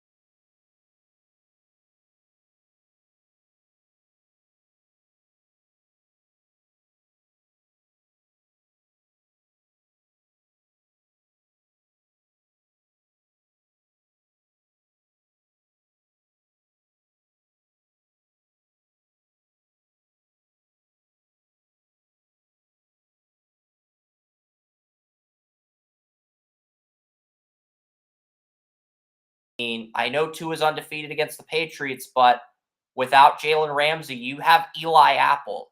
That's how the Jalen Ramsey injury forced Miami to sign Eli Apple. I will come to Eli Apple's defense is that at least in the preseason and the game I watched, he wasn't bad in the game I watched. Yeah. So I will come to his defense in that situation. I will not come to his defense in his overall career because he has generally been pathetic against the boundaries. But in the one game I saw, I'm not going to hold it against him because he wasn't bad. Yeah, I think they can beat Denver in week 3, but, if they don't beat Denver, because Denver's got Judy and Sutton, I might flip that game. I'm leaning Miami right now, but that was before the Jalen Ramsey injury. I mean, I'll stick with Miami for now. I got the Buffalo beating the Giants and Panthers. Get back and he gets his heart in credit. Bam. Patriots. Um, so I thought second they didn't were good, but we were at 41%. My hat on shoes. I do need to speed up a little bit. Not uh, Miami and Germany. I've got the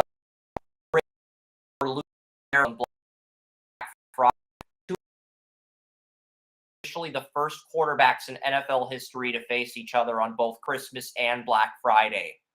That is a record that's going to stand at least for now. I mean, I don't know how long that record will stand, but Aaron Rodgers and Tua, only quarterbacks to face each other on Christmas and Black Friday. That is an awesome stat.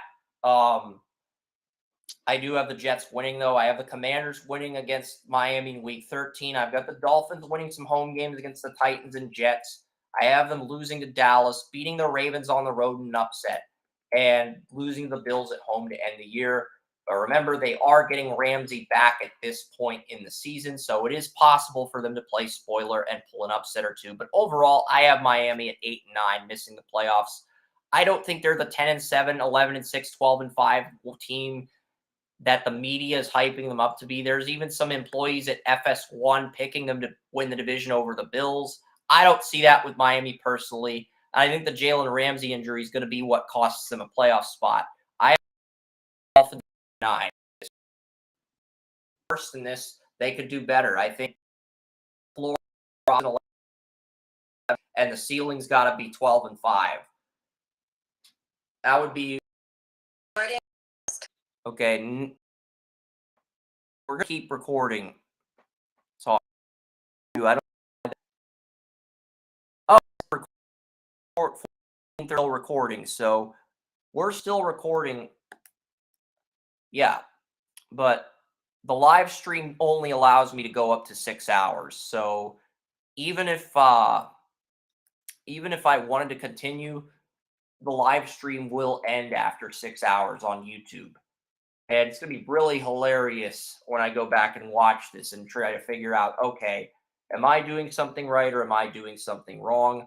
But yeah, what do you think of the Dolphins at 8-9 for my projected record? We'll get to New England. Yeah, I think the Dolphins could go 8-9, but I also think they can go 10-7. There are a lot of people saying the ultimate fate of the Dolphins lies with Tua. I agree with that to a point. But the bottom line is, last year their defensive line was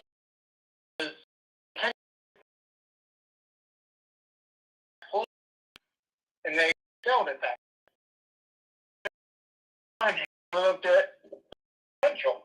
They were good, but up to what they were. Now,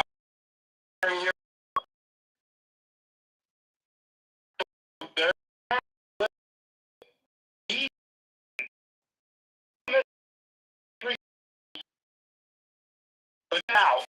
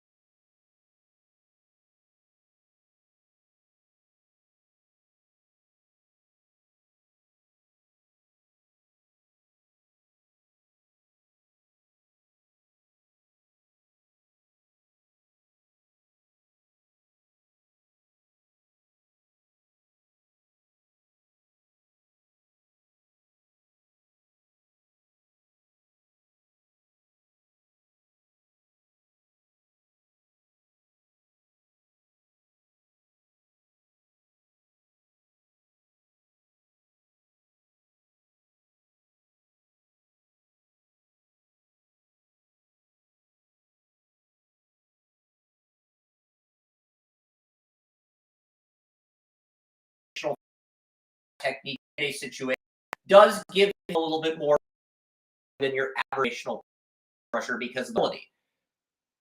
So, I do like Will Davis at nose tackle, but it's a great move.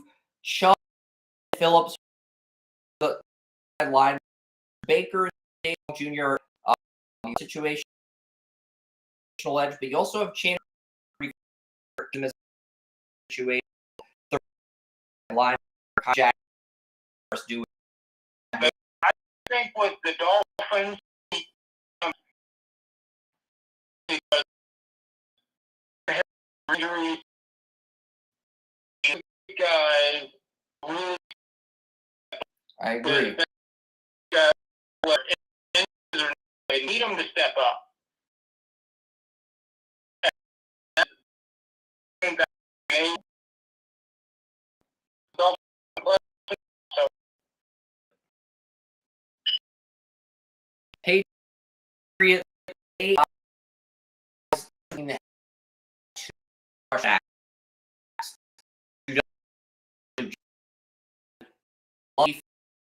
Patriot Gonzalez with move your buddy down a spot. Depth. I think but I have one of the worst.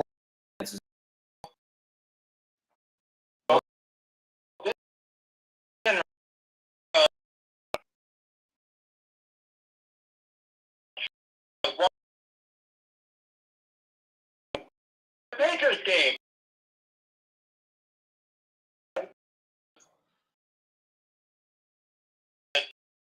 First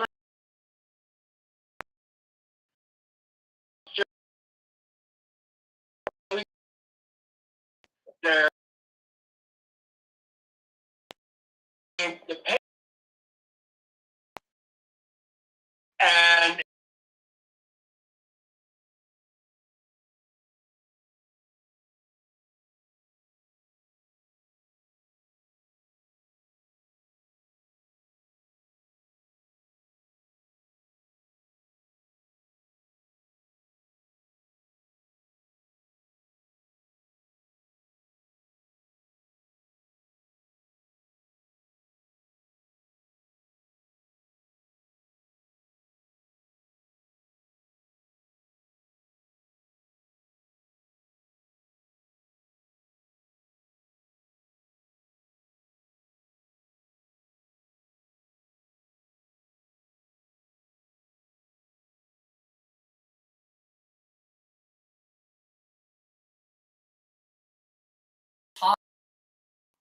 Teams with 10 defenses, they put the position, but not the Patriots. I think the Patriots are more that decision than the Titans. No offense. And you don't have to, but I definitely think our defense more, but I think you guys have the back if that and you have the Eric after Ezekiel Elliott, he's still right. So it doesn't have to. So say the Patriots lose you. I will read how expensive. So you're I'm so sure Mac Jones is in.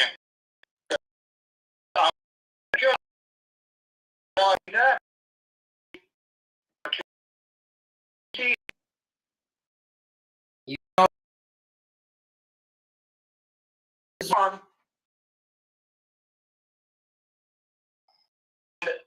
I'm not too sure how above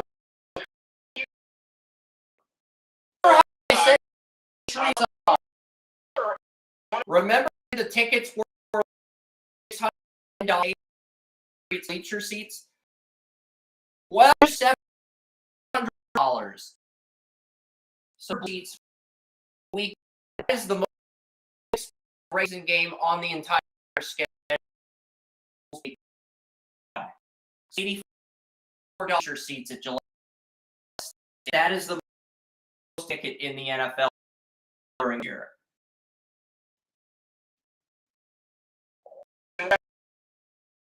And the game.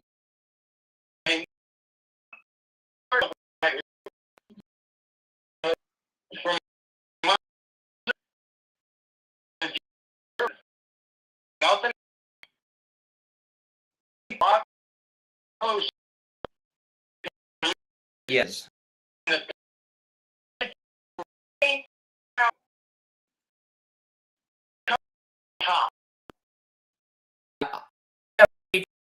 Philadelphia. Yep. My football to Dallas. States they're on the road. They're 3-5. Jalen Rams. I'm not going. They want to do for the very worst. So they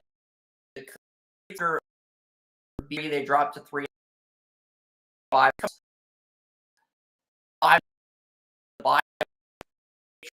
They play the Giants.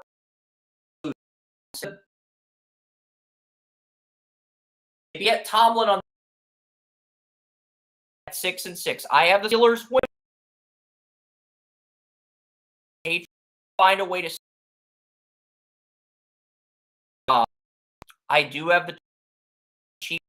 They play 16. They play.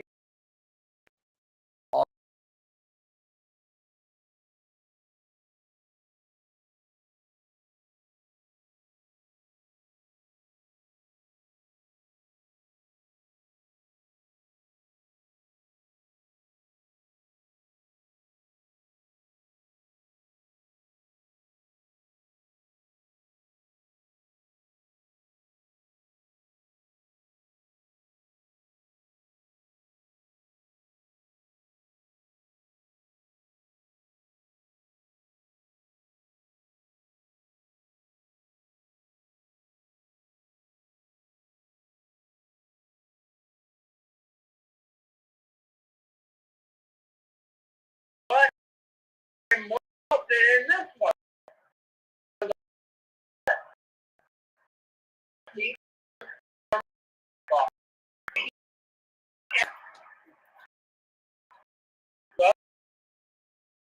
Eric, a little bit of onion powder.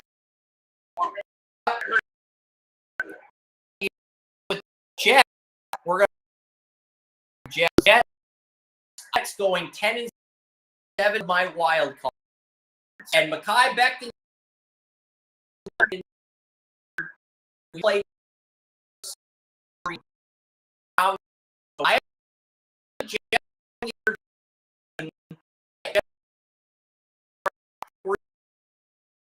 You have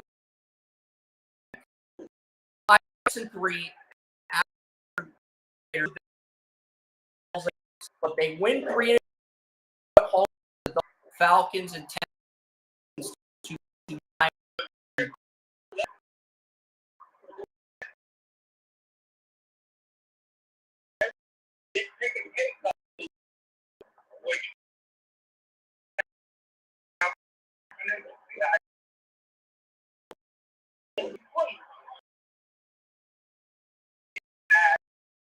I don't do it, Joey. I refuse complete. You have a whole army of weapons that I'm doing it complete. I refuse complete.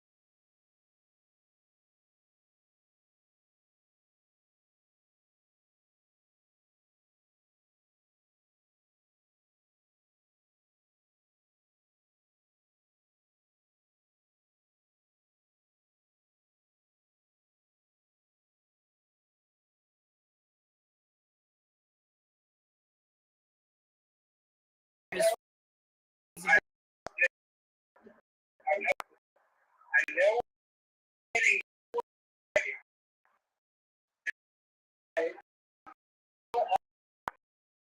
but I think it's all How, how Sam Howell is quarterback. Howell start for so and not so never version of the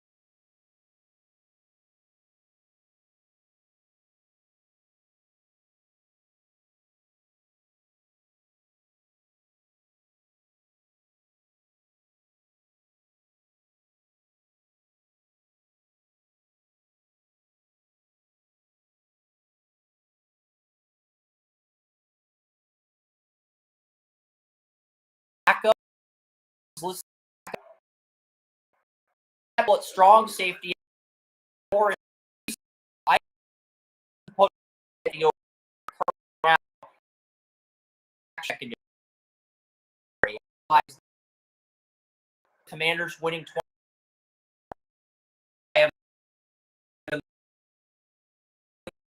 The bye week to end the year. That's how their season teams.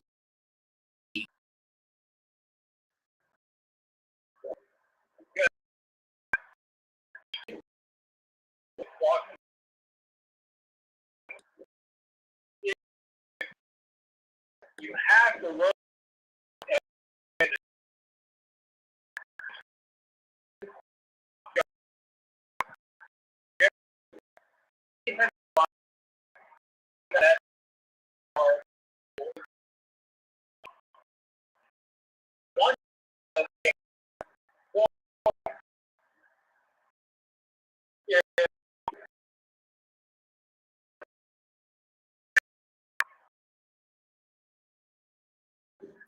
That's when we watch